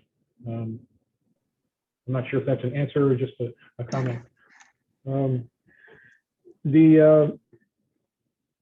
of the questions I had, and maybe this is both for Mark and Jeremy or Ryan, is understanding the full life cycle cost of energy storage. I know it's kind of been, at least newer technology, life cycles for energy storage are on the order of 15, 20 years, those sorts of things. A lot of the systems have not been in that long. We don't necessarily have a great understanding of what the recycle capability cost or infrastructure is going to be in 15 or 20 years with the onset of energy storage and transportation and everything. Can either of you speak to, any of you speak to the cost numbers that you're looking at for recycle of energy storage technology, including both backhaul and you know, where does it get recycled, those sorts of things, and how that might be alter the models that we're using for life cycle costs?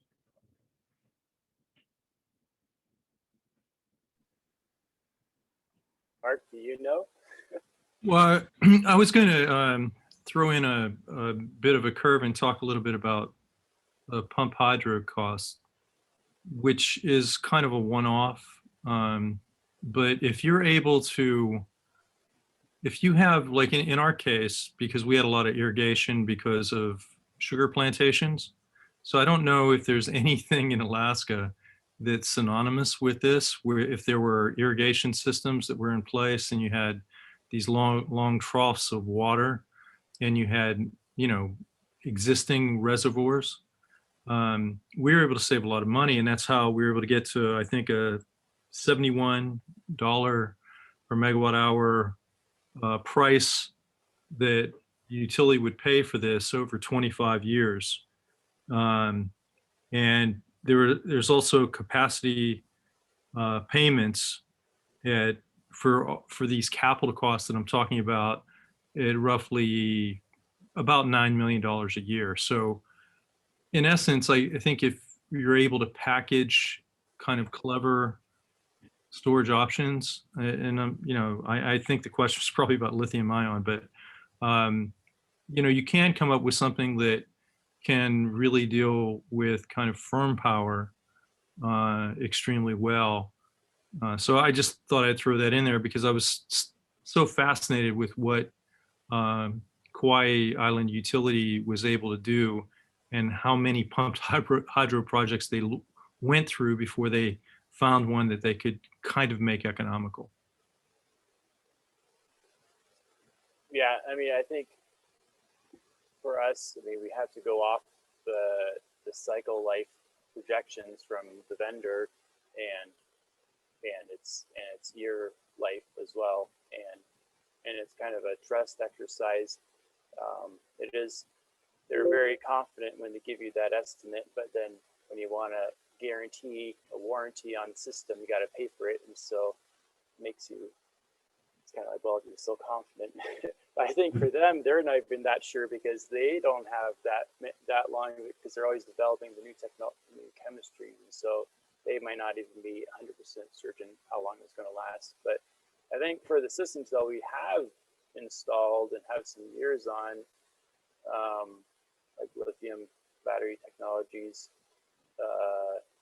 they seem to be on the trajectory showing the projected like 10-year life, expected life.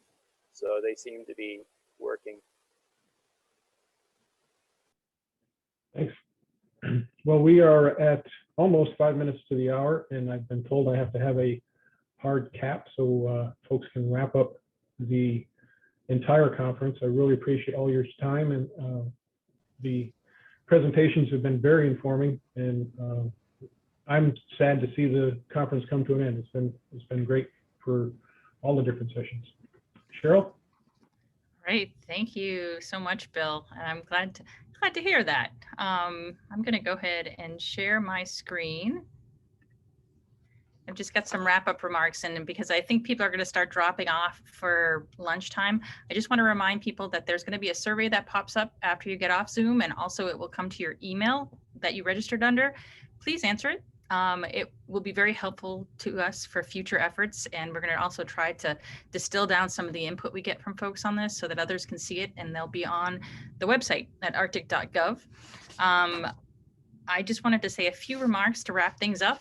I do think we've had some amazing presentations all 3 days, and with the progression of what we've seen, and really trying to kind of get to the idea of how we approach sustainable energy and also how we involve communities and address community needs, I think that we've done a wonderful job. The presenters have done a great job, and so have the attendees with their questions on how kind of to approach this and to move towards getting this to be a reality. It was great for me today to see some of what Canada is doing. I feel like we've got a ways to go, and they're setting a great example. So it's great to learn from others and to try to figure out how best to work together on these things.